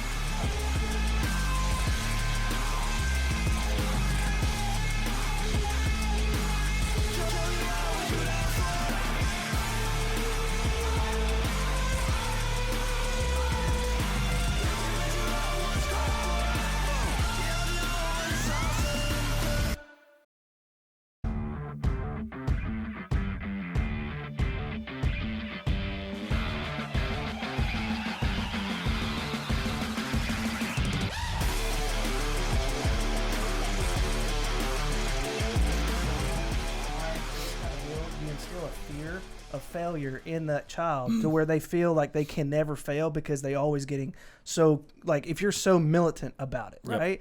And I see that a lot, and you're asking this, where the fuck we go wrong, you know? I literally think that fear has settled in over the last, the greats, the people who, the what do they call it? Not the baby boomers, but the people who went on.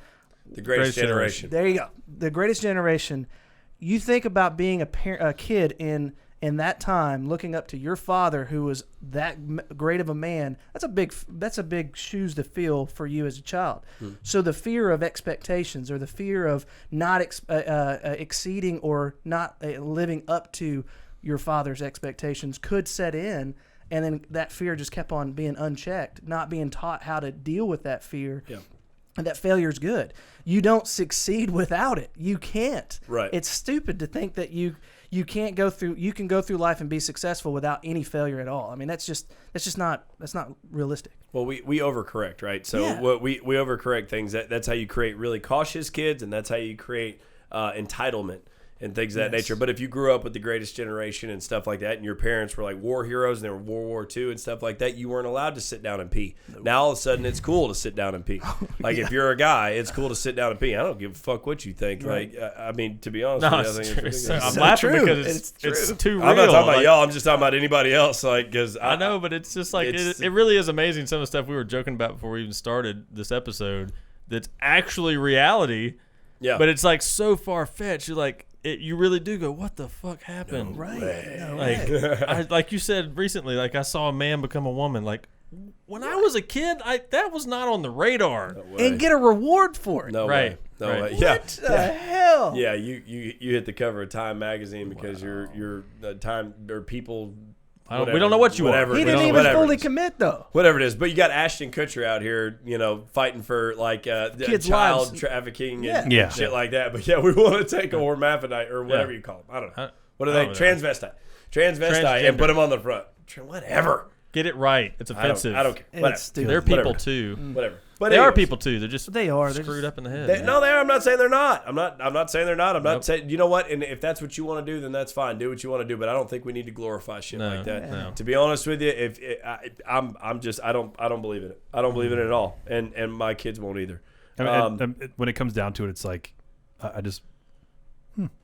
That's exactly right. That's what it is. That's about the level of effect it has on me. Well, do what you want. If you want to go to drag shows and stuff like that, then cool. If that's your hobby and that's what you want to do, then go do it. That's fine. That's whatever. No big deal. But don't tell me I have to do it. But Right. Correct. That's what I don't like. Yeah, and don't tell me that I should be proud of it. Right. Or Or have to excited even like about it. Are you fucking kidding me? I'm not proud of it. I don't like it. I have zero desire to like it. If you like it, that's fine. That's your prerogative. You Correct. do what the hell you want. That's your Bobby Brown. I don't Fight care. for what you believe in. I don't have to fight for what you believe in. Right. Nor That's do I exactly have. right. Nor do I have to stand for it. That's exactly right. Tolerant.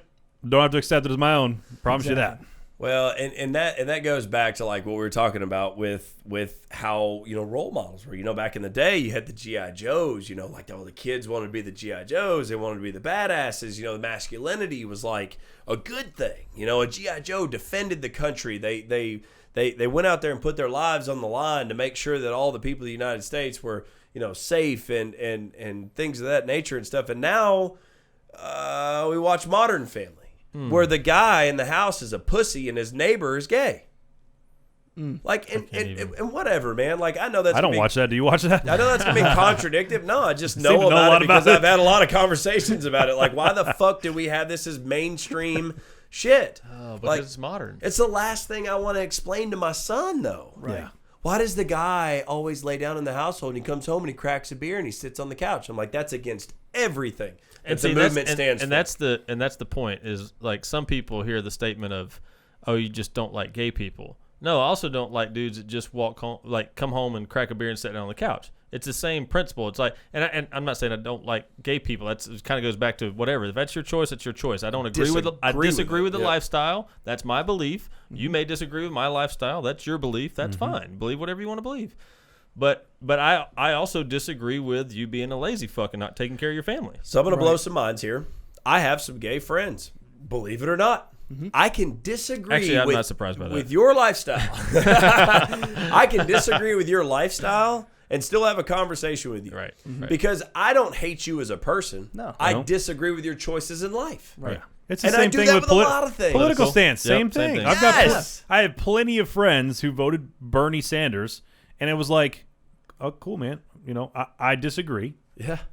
but that's cool, man. I'm glad you voted. Wholeheartedly disagree. Right? Yeah, look, Because I pay taxes. but Fuck you. That's why. but Exactly. I could Sorry. care less. You know what I'm saying? Like, that doesn't bother me. If that's what you believe in, great, man. Like, I'm just glad you voted. Right. Yeah, that's what, and that's great because that's a good point. Because I don't ever want to discourage anybody from voting. I tell people that all the time. Like, dude, if you vote against what I'm voting for, then that's fine. But have your voice be heard because ultimately this country deserves for the people. Actually, I don't. The country. Your responsibility as an individual of the country is to do that. Right. Your responsibility is to have children, if possible, vote, and be a decent freaking human being. Put your cart back when you go grocery shopping. Amen. Like those are and having children means being a parent. Also be a parent. Don't just have them. Being a parent, not just having Don't just kids. produce children. But there are responsibilities as a citizen. You are a free citizen of this country. Yeah. You are free, and you have all kinds of benefits of living here. But there are responsibilities that come with those benefits. When people say freedom isn't free, that's the damn truth. Yep. And if it ever becomes free, it will disappear just as fast as it becomes Mm-hmm. free. Because if people start taking it for granted, Well, they already will have. disappear. Well, No, it's already down that. so that's what trail. I want to get into. Yeah. Nothing's Patriotism. free. Someone's paying for it somewhere. Nothing in life. Is There is no such thing as free lunch. Yeah. And What's that's the- what I want to get into is All right, patriotism. get into it. No, Damn it, no, get no, into no, it. I know you got something to say. That's what I'm No, talking about. I wanted to talk. Who sent out the thing earlier about the 32,000 a year is China. 1% of the like you're in the top 1% in the world if you make $32,000 a year. What? Was that one of y'all that sent? Maybe somebody else sent it to me. And that's there's people in America that lose sight of that. Like, is that a great living in America? No, I don't think that should be your goal. But in whatever state it is, at $42,000 a year, you can apply for whatever it is. Like you're at poverty level. At $42,000 a year, you're $10,000 a year more than the top 1% in the world. Well, and I that's wonder what color that state is. But see, but see that goes back to where patriotism, like, so we're going into patriotism, right? We're going to talk about patriotism. What the fuck happened to patriotism? When people start talking about how this country is not the greatest country in the world, it blows my freaking mind because the impoverished people in this country Live have better. more benefits than some of the top in other countries. That's entitlement to the core. Those people who think What? that way, dude. I want to encourage anybody who does have that thought process that you should go live or go experience a third world country. You should go experience other countries that are not America, that are even one of what's first world. What are we? First world problems. First world. That third world countries are the ones that how many don't have first water. world countries are out there? Think of a podium in the Olympics. Well, there's a couple. There's a couple. There's a couple. Probably a few double digits. Okay. Yeah. But go experience some of those. But at the same time, you're not going to go anywhere like America to have the freedom that America has.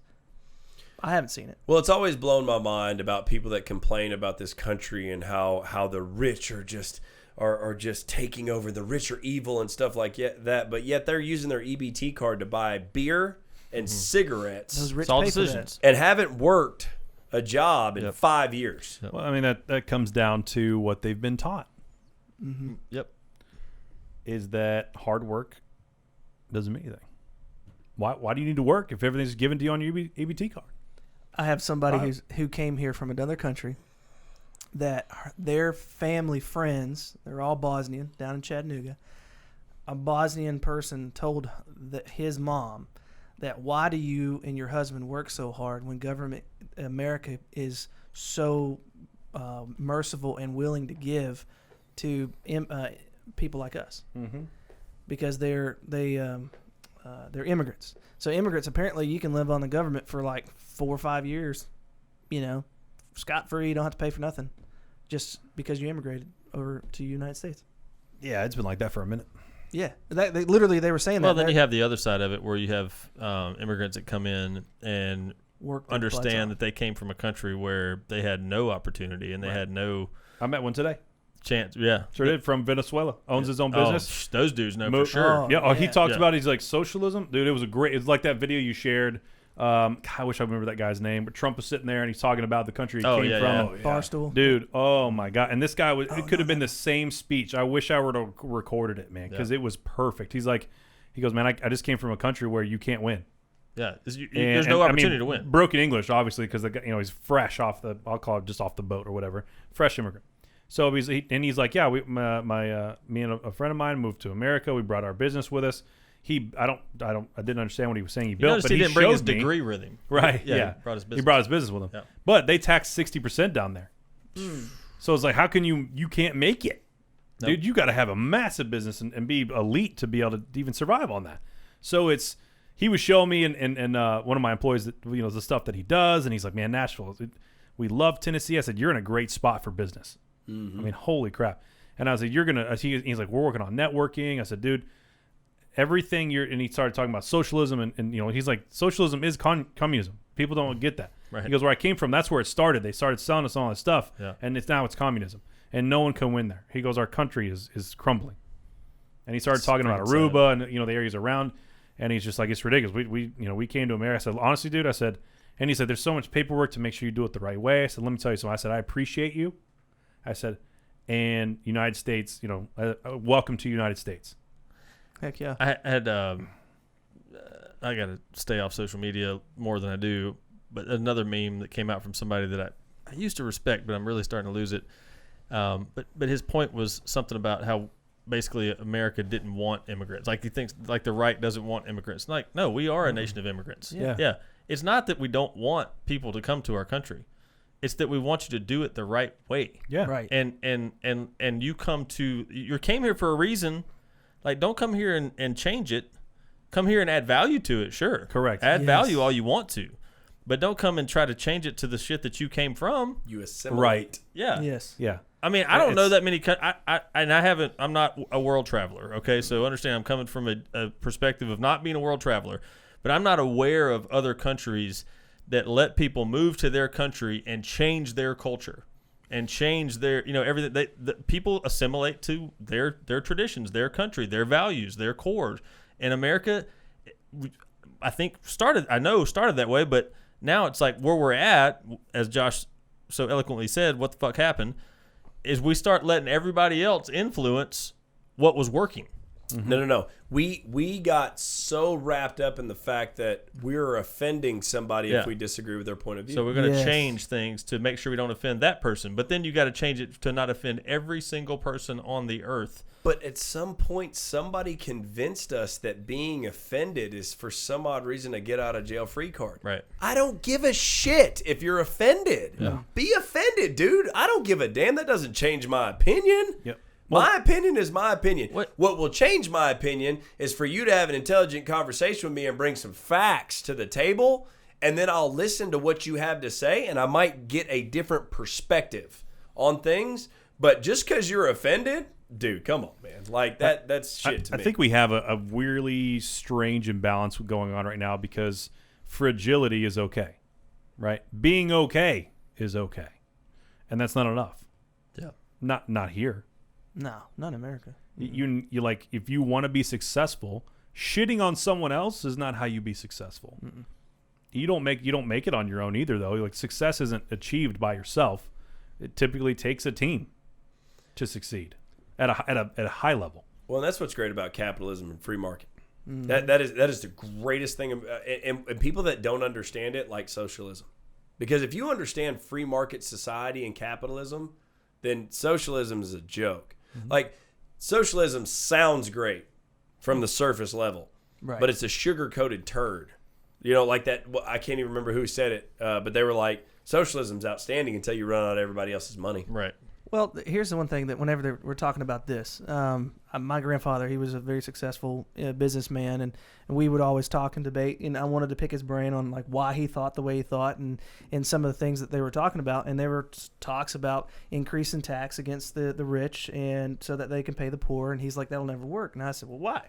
He goes, you think about it. Okay, if you go, let's say if you're a poor person, and put it in their perspective, if the government comes in like Venezuela, I'm going to tax you 60% because there's other people that need more money, or they need more benefits, or they need more whatever. Think about yourself if you were to have to take 60% of your income and throw it to the government and you lived on the rest. Could you do it? No. Most cases, you'd be bankrupt, or you wouldn't have where you live. You would have to move in with all your friends and family and pull together your money to be able to pay for the house and the electricity and all that other stuff. Well, the same thing is if you got the rich who are providing jobs, providing opportunities, building their business, what's their main focus? To build their business. They want to continue to be successful. So you tax them so much that they can't make enough income to take care of their family and and their employees and all the benefits that they have to pay. Dude, I encourage every person just to try business one time. I hope you go do it. You shouldn't try, but go do an MLM or go do something that's going to give you some business principles and talk about a little bit about how business really works. And you'll understand that you can't have a successful country without having some people who actually make some good money. You know, the biggest difference is in between the two situations that you explained right there is one is a government mandated thing, one is a free market society thing. Right. And that's where the difference is. The government's natural tendency is to grow. Yeah. And that's what people have to understand. And a lot of people don't. They're like, oh, well, it's messed up that people use plastic bottles and stuff and they litter. We should make a mandate where people can't have plastic bottles. Plastic straws are bad. We should do paper straws and make it mandated by the government. God, I hate paper. At what point did the government become our problem solvers for everything? Have you ever been to the DMV? Oh, my. Yes. You want them to solve the big problems that we have today? Hell no. Come on, man.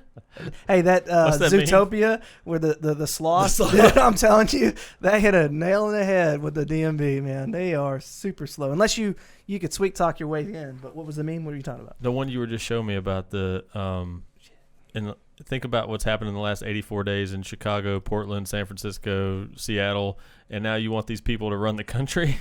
Like, come on, man. Y'all gotta wake up. You gotta think. Be careful what you wish for, man. That's gonna be some bad shit going down. I think that people have lost the ability to take personal responsibility. And this one I shared is everything happens for a reason, but sometimes the reason is that you're stupid and you make bad decisions. That is so a lot of times freaking true. And I'm not preaching to you. I'm talking to myself, man. I've made so many bad decisions in my life that I'm still paying for. That, it taught me something. You make a decision, you make the right decision. I was taught by somebody very successful. If you're going to do something, just go do it and see what happens. But then don't blame somebody else for your problems. You know, we've done some business moves and picked the wrong time to start some businesses, and it didn't work out. It's not the thing that happened that's fault. It was just I didn't plan ahead of time. I didn't put enough money in the bank to make sure that if something worst case scenario happens, you didn't evaluate everything. So I can't stand when somebody points the blame. There's 3 fingers pointing right back at you, bro. I want to go back to the whole taking money from the rich. Whatever. Let's go. So I've heard this story told a lot of different ways, but the truth is, you know, you think about that mentality. Let's say, you know, somebody I'm a boat guy. We talked about this. I love boats, specifically ski boats. The kind of real ski boat I want is about $150,000, which sounds stupid to a lot of people. You know, that's like, why on earth? You know, some people would even say, do you understand how many people you could feed with $150,000? Yeah, I do. I could feed the family of the guy that made the fiberglass. I could help feed the family of the guy at the glass factory that built the windshield. I could help feed the family of the guy at the tire factory that made the tires that go on the trailer. I could help feed the family of the salesperson that sold me the boat that got commission on it. I could help feed the family of the design engineer that came up with the concept of the boat. Like, that's what people miss. Is like, you think just handouts are the only way to help people. I understand that if I produce and I have cash flow, I can help more people. Right. You know, my next thing is going to be a truck. Well, and I'm not going to buy one brand new right now. I'm going to get one that's probably got a couple miles on it or whatever, and that's going to be our next purchase. But listen, I also have a car right now that has I'm going to hit 300,000 miles this year. It's only 5 years old. I drive the shit out of them. Okay? So, like, this is not like this is me earning a truck. And when I get one, I'm not going to be upset about how much I paid for it or think, man, I could have put that money, you know, in wherever and handed it to somebody. Yeah, I could have made somebody weaker, or I could have given it to the people that earned it at the Ford factory. It's just not okay to shame someone else on the way they want to live. Exactly. Just mind your own fucking business. Yeah. If Cam wants Am to go I buy, against if Cam giving? No, I give. Yeah. That's what I'm saying. But you know, you set to. goals, and if you don't want to buy a 6-figure whatever you want to do, it's probably because you can't. And you're just hating on the people that can and have earned it. Right. So I don't know. So to prevent, I guess, us as coming off as like ranty and bitching, how can the movement, how can we fix this? I don't think it's a level of God, you know, as much as I hate to say bitch, one of the things I'd like this to come across as frustration. Because the lack of nuts and backbone in men today blows my mind. And it disgusts me, and that's not even a bitching thing. That's a frustration thing, because I love this country and I love the people in it, but we have got some things to change. And like we talked about before, we're trying to implement short-term solutions for long-term problems. Yeah, and that's where we keep fucking up. Like, we're looking for short-term solutions for long-term problems, and it's like we talked about before. You got to fix it in the household. And we just said, what's harder to fix, a man or a child? Right. What's harder to fix, the man? But guess who's going to fix the child? The man that it's hard to fix. Culture is not an easy thing to fix, but you got to start somewhere. And the fact of the matter is, today, everything's got to be done like this. If it isn't done by tomorrow, then it's not worth doing. And that's where we're steering in the wrong direction. Yeah. Everything worth doing is uphill, and it's a daily battle. Well, and to answer O's question, it's something that we say all the time, and I believe in wholeheartedly, which is we got to get the next generation right. Dads got to be dads, and they've got to raise the next generation of young men and women, quite frankly. So there is that priority on. It's not a microwave thing. It's not going to happen because we're talking about, like you said, from 1 to 7 years old. We need to be focusing on getting these kids to learn how to think right, you know, how to think properly, and how to have the proper habits and discipline and character and integrity and humility and ego in a good way. So that's not something that's going to materialize overnight. That's not something that's going to manifest itself into a better, more leadership and greater people in our country overnight. It's going to take a generation, right? So the shorter term, or the more one, and I'm saying for men and women, if you're watching or listening to this, if you're a dad, Lord have mercy, please be a father. please, please, please raise your kids, right? If you don't know how to do that, please work on yourself. So that's the second piece of it, is if we're talking about the kids, the parents got to get involved and be parents. If you're a single mom, you got to do it too. And I know it sucks that you have to play two roles. If you're a single dad, it sucks to play two roles, but you have to do it. It's a responsibility. If we're talking to the grown men that maybe didn't have that father figure or don't know what they're doing or maybe have lost their way or whatever has gotten in the way of them being a productive piece of society and a leader in society, you have to right now at this moment go, I'm no longer going to not take action. You cannot just sit there and exist. I'm telling you, there's extremes on both sides. There's the guys like us that feel very passionately about what we're talking about right now, and we understand what's necessary to move this country forward. There's the people like what we're seeing out in Portland that I don't know if they believe passionately. I just think that they're just crazy as hell. But there's also the people in the middle that aren't doing shit. Yes. They're not developing themselves. They're not going out and rioting and tearing shit up, but they're also not going out and being an agent of change. Okay? And I'm telling you, you can't do that. You cannot just exist your time on this life and do nothing. You have to be involved. You have to vote. You have to work on yourself. You have to love other people. You have to work for other people, serve other people. I mean, there's so much that needs to be done, and it can't be done if you're just sitting on the couch. So that would be my answer, is that the men have to start taking action, and the parents have to start raising the kids, or the coaches, or the whoever it is, the grandparents, whoever is in that role has to go, you know what? It's not okay for me to coast through these 18 years. It's definitely not okay for me to coast through the first 7. Something, JP, that you said earlier that I wanted to go back to, and now's a good point to put it in there, is you said sometimes we suffer together. So when you punish your kids, sometimes that means you suffer too. And I've seen parents fail there because they say, hey, no more TV, or no more this, or no more that. And that kind of kills their plans for the weekend because they wanted to do something fun with their kid. But now you can't because they earned some time off, as you say. Listen, it sucks, but you got to do it. You got to go, you know what? Me wanting to go have fun with my kid does not take priority over me raising a good person. You have to, sometimes you're going to have to suffer with them. You're just going to have to. That's right. Man, I'm glad you went on that rant. That was awesome. I agree 100% that you need to act.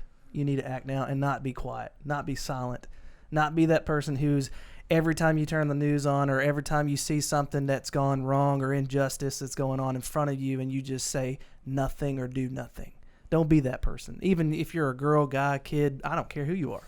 Whoever's listening to this, dude, it's your responsibility to make change. And I've told so many people this. It's like nobody's going to change your life for you. You got to change it for yourself.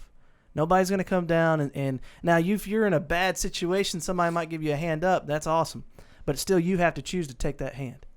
So it's your choice. Everything you do in life is your choice. And you got to focus on making the right decisions and stop beating yourself up so much. Keep yourself at a high level of like expectations of what you want in life. But man, you mess up, you mess up. Everybody fails. Just pick yourself back up, dust off the dust, and take off running again. Another thing I'd throw in there too, since we're talking about patriotism in this particular segment, is learn some history, man. Like learn some freaking history and understand why we stand for the flag.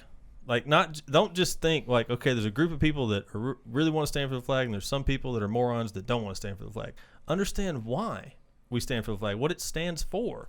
It's not just 3 pretty colors floating around in the sky. It means something.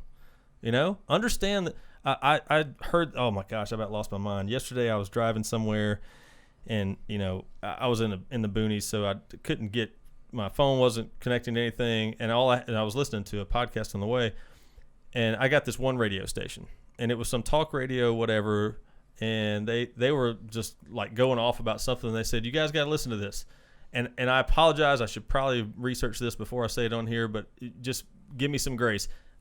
My understanding was it was the Senate Majority Leader is Democratic. Is that my understanding? I don't know who it is. Nancy Pelosi? She's the House, I think. Oh, yeah. She's the Speaker of the House. Senate Majority Leader would be Republican because I think we have it. Maybe it's the Democratic leader in the Senate. The minority leader. So that part. So whoever it was, guy's been in office for a long time. Is it McConnell? It wasn't him. I don't know who it was. Sorry, go ahead. The point of it, I don't care who it was. They're in that role. They're in the Senate of the United States. And when they called a session, they say the pledge. And so they said, Senator so-and-so, you please lead us in the pledge. He literally said, I pledge allegiance to the flag of the United States of America and to the republic for which it stands, indivisible, with liberty and justice for all. Does anybody notice what he forgot? One nation under God. One nation under God. Wow. Now listen, you can believe or not believe, but what you need to understand is the history of this country and what it was founded on and what the founding fathers believed in, okay, and why they wrote the things they wrote. Okay, those words for the Pledge of Allegiance were not just flippantly thrown out there because they sound good together. They mean something. So when people start removing words, you got to ask yourself, why are they doing it? That's a big deal. That's in the freaking Senate of the United States. They're taking out parts of the Pledge of Allegiance. That's like removing words from the Star Spangled Banner. That's like changing the flag. I mean, to some people that might seem whatever, surface level. Schumer. That makes sense. I don't know if it was him or not, but it was Schumer. Yeah, that would make sense though. Yep. I don't even know if I want to say this. I probably shouldn't say it till I look into it more. He's done some pretty nasty shit in his day. Oh, Schumer's a piece of shit. Oh my gosh, man! Like nasty. Like, why are you not in prison? Like under prison somewhere? Sorry, in my opinion, fact. Yeah, because that's the biggest issue with the Republican Party is the fact that they don't press things like that. They move on. We talked about this. Mm-hmm. The Democratic Party will take the fact that Donald Trump drinks Diet Coke and turn it into a nationwide epidemic. Whereas if something happens on the Democratic side, the Republicans go, wow, you bunch of dumbasses. Why the hell would you do some shit like that? That's messed up. You shouldn't do stuff like that. Okay, on to our economy. Let's go. How do we make this? Yeah, how do we make this economy better? But it's just so ridiculous. It's well, like, and that's where the Republicans have allowed the Democrats to stay in the race is because of the fact that, anyways, we don't need to get into all that. We'll talk about that another time. Yeah. But yes, I agree. A free country with no moral compass will not be a free country for long. No. We'll go back to you about answering O's question too about the single parents, the dads or the moms, and if you're a dad raising a girl, I would say that would be very difficult without a woman involved in some point in that relationship somewhere to have those harder discussions or that connectivity. Put her in something that's going to help that you believe in that will grow and strengthen her. Or if you're a girl, a mom raising a son and you need some more masculinity in him or whatever, you need some people to be around him for role models or something. Put them in something that's going to get what your results you're looking for. Like how you were saying earlier, you put Mia in a position that has the same beliefs that your household does, right? Oh, that you were talking about something about school or you mentioned something earlier. Being in environments where they discipline the same way and that kind of stuff. So you find those for Eric. For Eric. Oh, yeah. For Eric. Okay, so for Eric, same thing for other parents that are out there. To help fix the problem is if you know where you're lacking in your household, find something that will fulfill what you're looking for in your beliefs. If you know your son needs direction and needs discipline or needs a man figure, put him in a coaching environment. Put him in some mixed martial arts, or put him into wrestling or football or something that they can harness that energy in a good, positive way. Speaking of father figures, have you seen that shirt that says it's not a dad bod, it's a father figure? That's such a great shirt, man. Yeah. Not a dad bod, it's a father figure. So what do you think of? I think Wilson's onto something for sure. I'm big about alignment. So if there's an area of your home that is lacking, then you need to figure out how to get it in line. It's the same thing with a car. If you got one fucked up tire, you need to get it. You need the alignment checked, right? It's the same thing in your home. So if there's something off about your kids, or there's something off about your marriage, or whatever the fuck it is, get it in alignment. Figure it out. Fill the gap. That's the biggest thing. You can it's the same thing in anything in life. Like, people complicate it, but if something is broken, you fix it. If there's a gap that needs to be filled, you fill it. If there's a gap in skill, you figure out what the gap is and you fill the skill, right? You figure out what's missing and you fix it. So that's why I wanted to ask that. I think that the gap right now in America is the family. The black community's figured that out. They figured out that there's a gap. Big time. And and look at the leaders. I don't know if they figured it out or not, honestly. Well, many have. I think the leaders, many of the, I don't want to say across because I don't know. Obviously, I'm a white dude. So, but the people and the girls and guys that I talk to, and the ones that are starting to run for offices, have figured it out. Yeah. Yep. And I think that, I think there needs to be. Good people have been quiet too fucking long. I'm tired of seeing videos online where someone's getting their ass stomped, and I don't mean police officers, stuff like that. I mean like civ on civ, ass whooping, or jumped, or what. I don't care if I don't know who this guy is. And I mean, unless someone's like, yeah, he tried to hurt somebody, then hell yeah, get your ass stomped. You know, I'm gonna watch it. They're watching. Oh yeah.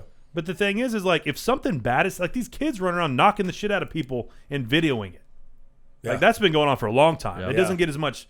It doesn't get much clout anymore, but that's still happening. Yep. I'd love to see that. Oh Lord have mercy! I would love to see that in person. But it's still and to see Antifa is the biggest thing of it right now, right? And this is a joke. Like Antifa is an actual joke. Oh, the whole black mask weapon thing. Take your mask off, dude. yeah, Come on. yeah. Let's see go, what yeah. you got, big man. Let's go. Yeah, Yeah. Why are you hiding behind it? Okay, Yeah. you need a weapon? Okay, let me grab one too. yeah. So, but come on, man. It's cowardice has been allowed to reign for too long. Yep. And courage is something that's hidden. You know, the courageous, I won't say completely because the truly courageous are stepping up and there are people out there doing it, but it's not the majority. It's the silent minority. Well, they're calling it the silent majority, right? Yeah. But honestly, if you're not speaking out, you're the minority. Yep. Because no one can fucking hear you. Well, the fact of the matter is a lot of those people, I guarantee you, feel the pull. And they're the ones like what Cameron was talking about. They were sitting on the couch. They're doing their job. They're being a good citizen of society. And they feel that pull, but they're like, I don't know if I want arrows shot at me. Well, maybe they don't know how. They don't have the guidance, and right? Maybe not. And I mean, maybe not. There's truth to that for sure. I mean, I think there's a lot of people that want to do stuff, but maybe they don't want to be as politically involved, right? Sure. I mean, for my thing, like I can't stand politics at a certain level. Yeah. I'll sit there and for one, it's hard as shit to research anything nowadays because you don't know what's true and what's false. Right. Yeah. We don't even know what the fuck COVID is, Right? because we can't get accurate information. Right. You know, the thing that one of you guys posted about the friend. The Chinese friend of the American, Right. Yeah. who said, we haven't watched the news in forever. It's propaganda in China. I can't believe Americans haven't figured that out yet. Yeah. Right. Yep. It is. And listen to the deeper point of that. Like the first few times I read that, I was like, oh yeah, and then I realized, wait, we're talking about China. Yeah. Like, so you're talking about a communist country, and you're saying that why hasn't America figured out they're doing the same thing that China does? Like that should scare the shit out of you. Well, they're owned by the politics. Right. They're own. Well, it's making that you're going down the same path is what I'm trying to say. Like you're Yeah. shooting for the same. Well, that's what I'm saying. When the politics begin to own the media, Yeah. you got a problem. Absolutely. You got a big problem. It's not fact anymore. It's all opinion. Well, and the media should have their press privileges removed at that point in time. Mm-hmm. I agree to that. When you start to push a propaganda, when you stop reporting the news and you start telling people how they should think, it's time for your shit to be revoked. You go sit in timeout. We'll spank your ass a couple times, and then you can come back and play with the other kids if you decide that you want to do things the right way. And I'm not just talking about CNN because CNN's bullshit, and so is MSNBC, and I think they're fucking garbage. But there's Fox a lot of News stuff. pushes the same agenda. Now I agree with them more than I do CNN and MSNBC, but Fox They still News do it. Yeah. Fox News Still the same. does propaganda shit too. But you know. So how do we, when it goes back to how we fix it, man, spend time instilling principles into your children. Yeah. Everyone has their own principles, but I'm talking success principles. Teach them why it's okay. And everyone has their different ideas of success. That's okay. Maybe 36 grand is your idea of success. Maybe that's enough for you as a single person and living in an apartment, simple lifestyle. That's wonderful. If you feel fulfilled, that's success. That's what that is. 100%. But make sure that you're doing so at a level that truly is success seen by others, right? It's not about what other people think of you. It's are you helping society or are you being selfish, right? And I think that we as Americans we just need to stop being silent about the bad shit, man. We need to step up and start voicing our opinions when we see bad shit going on. And you know what's funny is this whole shopping cart thing And it was funny because we started talking about it. And a lot of other social media outlets started talking about it. Or we were maybe around the same time. We didn't start. I'm not saying we started it. I mean, we started it, but whatever. We did. Sure, yeah. It's the movement for a reason, guys. Okay, we started the shopping. We definitely did. It is called the movement. Yeah. We are the movement. So, but no, I mean it's such a phenomenal example of how it should be across the board. Yeah. If you see an asshole that's like just parked his car in front of someone else's vehicle, call him out. If you see someone doing some dumb shit in the street, call him the fuck out. Yeah. You know what's interesting is, as you're saying that, I'm thinking about these scenarios of people that do that leave their shopping cart, that are too lazy to whatever. And I could be wrong. This could just be a thought in my head.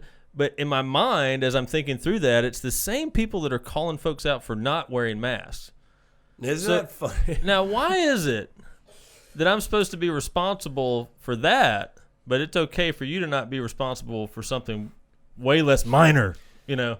So my dad today, we're at Lowe's. My dad's a wounded veteran, has a lot of, different stuff, considered disabled, handicapped and everything, from being a veteran and stuff. We're at Lowe's. I'm loading the tiki torches for the fire pit and stuff like that up in the truck, and the paint and stuff that we bought and everything. And I turn around and he is walking the cart all the way back up to Lowe's to put it back in there and stuff like that. And I was like, that's just one of those things. It's just like, that's what's up.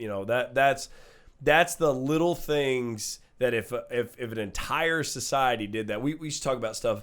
Could you imagine if every person in this country dedicated picking up 3 pieces of trash that they saw a day? It's just that's it. Just 3. There shouldn't even be a number. It's just leaving wherever you go. It should be nicer than when you got there. And I agree with that. And I'm not saying like bring a bottle of fucking Windex to you where whatever bath you're going to, but maybe take a couple extra paper towels and wipe down the sink when you're done using it. Guess where that starts?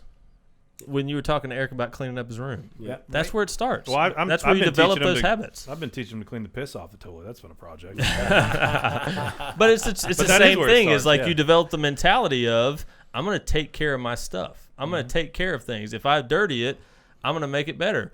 And then it becomes, well, hey, if I just see something that's dirty or out of place or whatever, it's not hard to fix it, and it makes it better for somebody else. I think we need to pride people that want to make a difference. Yes, you can do so. You need to vote, for one. And you need to pride yourself in being an example for others. Yeah. That should be a core principle in your operating system, man, is pride yourself in the ability to provide a positive example to those around you and live a glass house mentality. If you fuck up, own it. Yeah. But for the most part, I mean, everyone's going to fuck. We talked about that's how people learn. They learn from failure. It's okay to fuck up, man.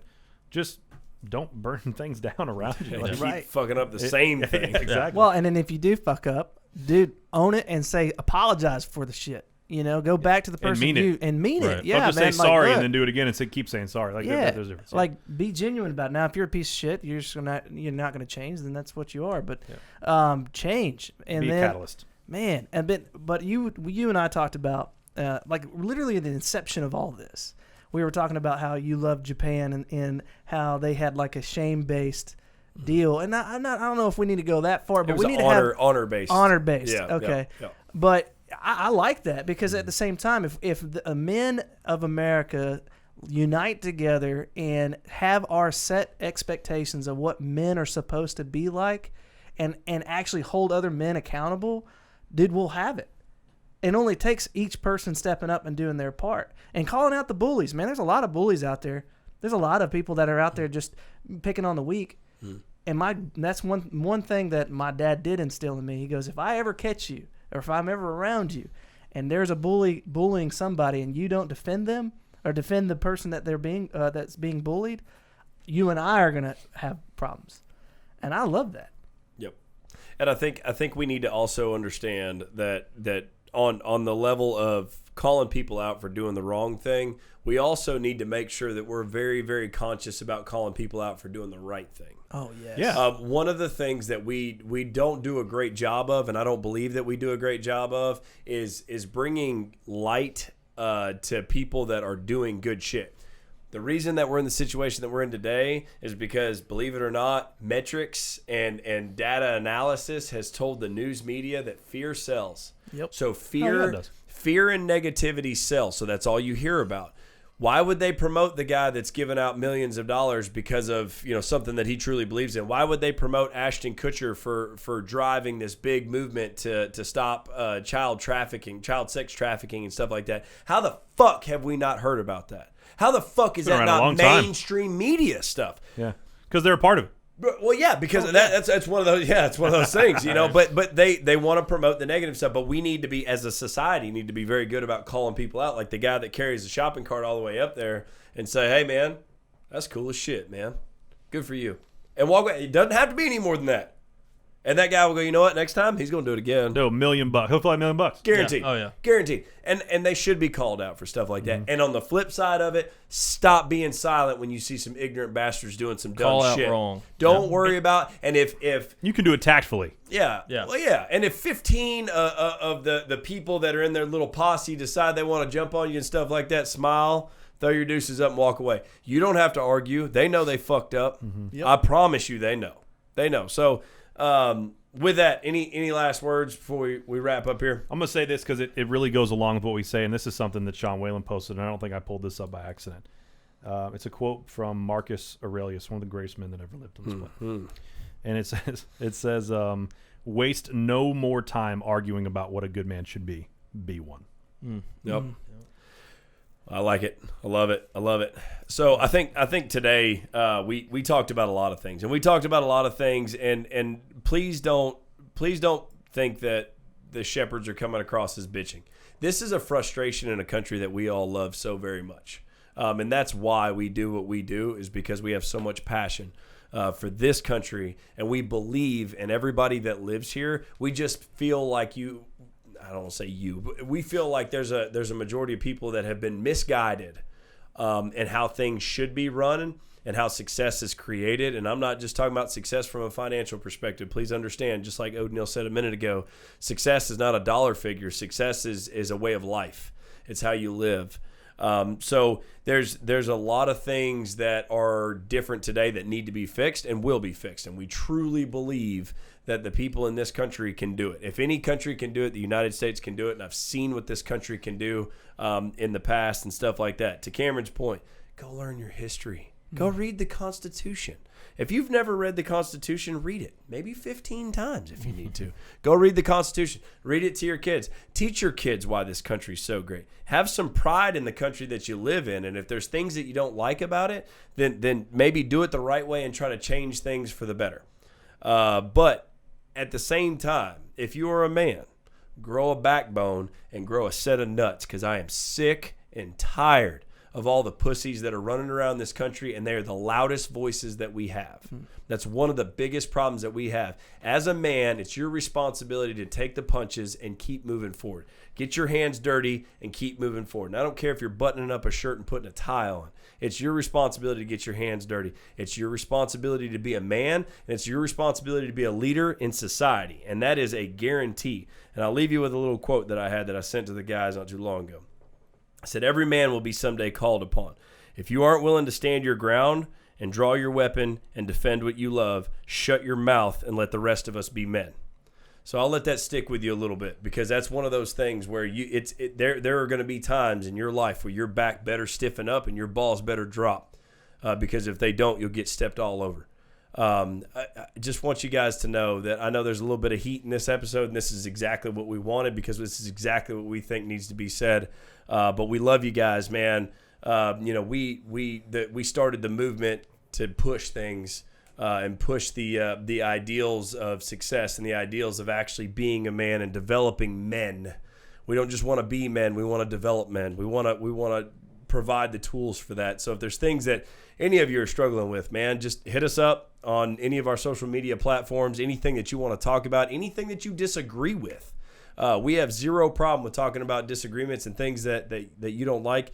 We can talk about that, and we can talk about things that maybe we missed in this. Go check out some of our swag and stuff like that. We're about to amp up some really cool shirts. We got some good things coming down the pipe. Some of these one-liners that'll be good. You'll be proud to wear around, and we'll be proud to have you wear it. So with that being said, guys, thanks for tuning in. We were really proud to bring the movement to you.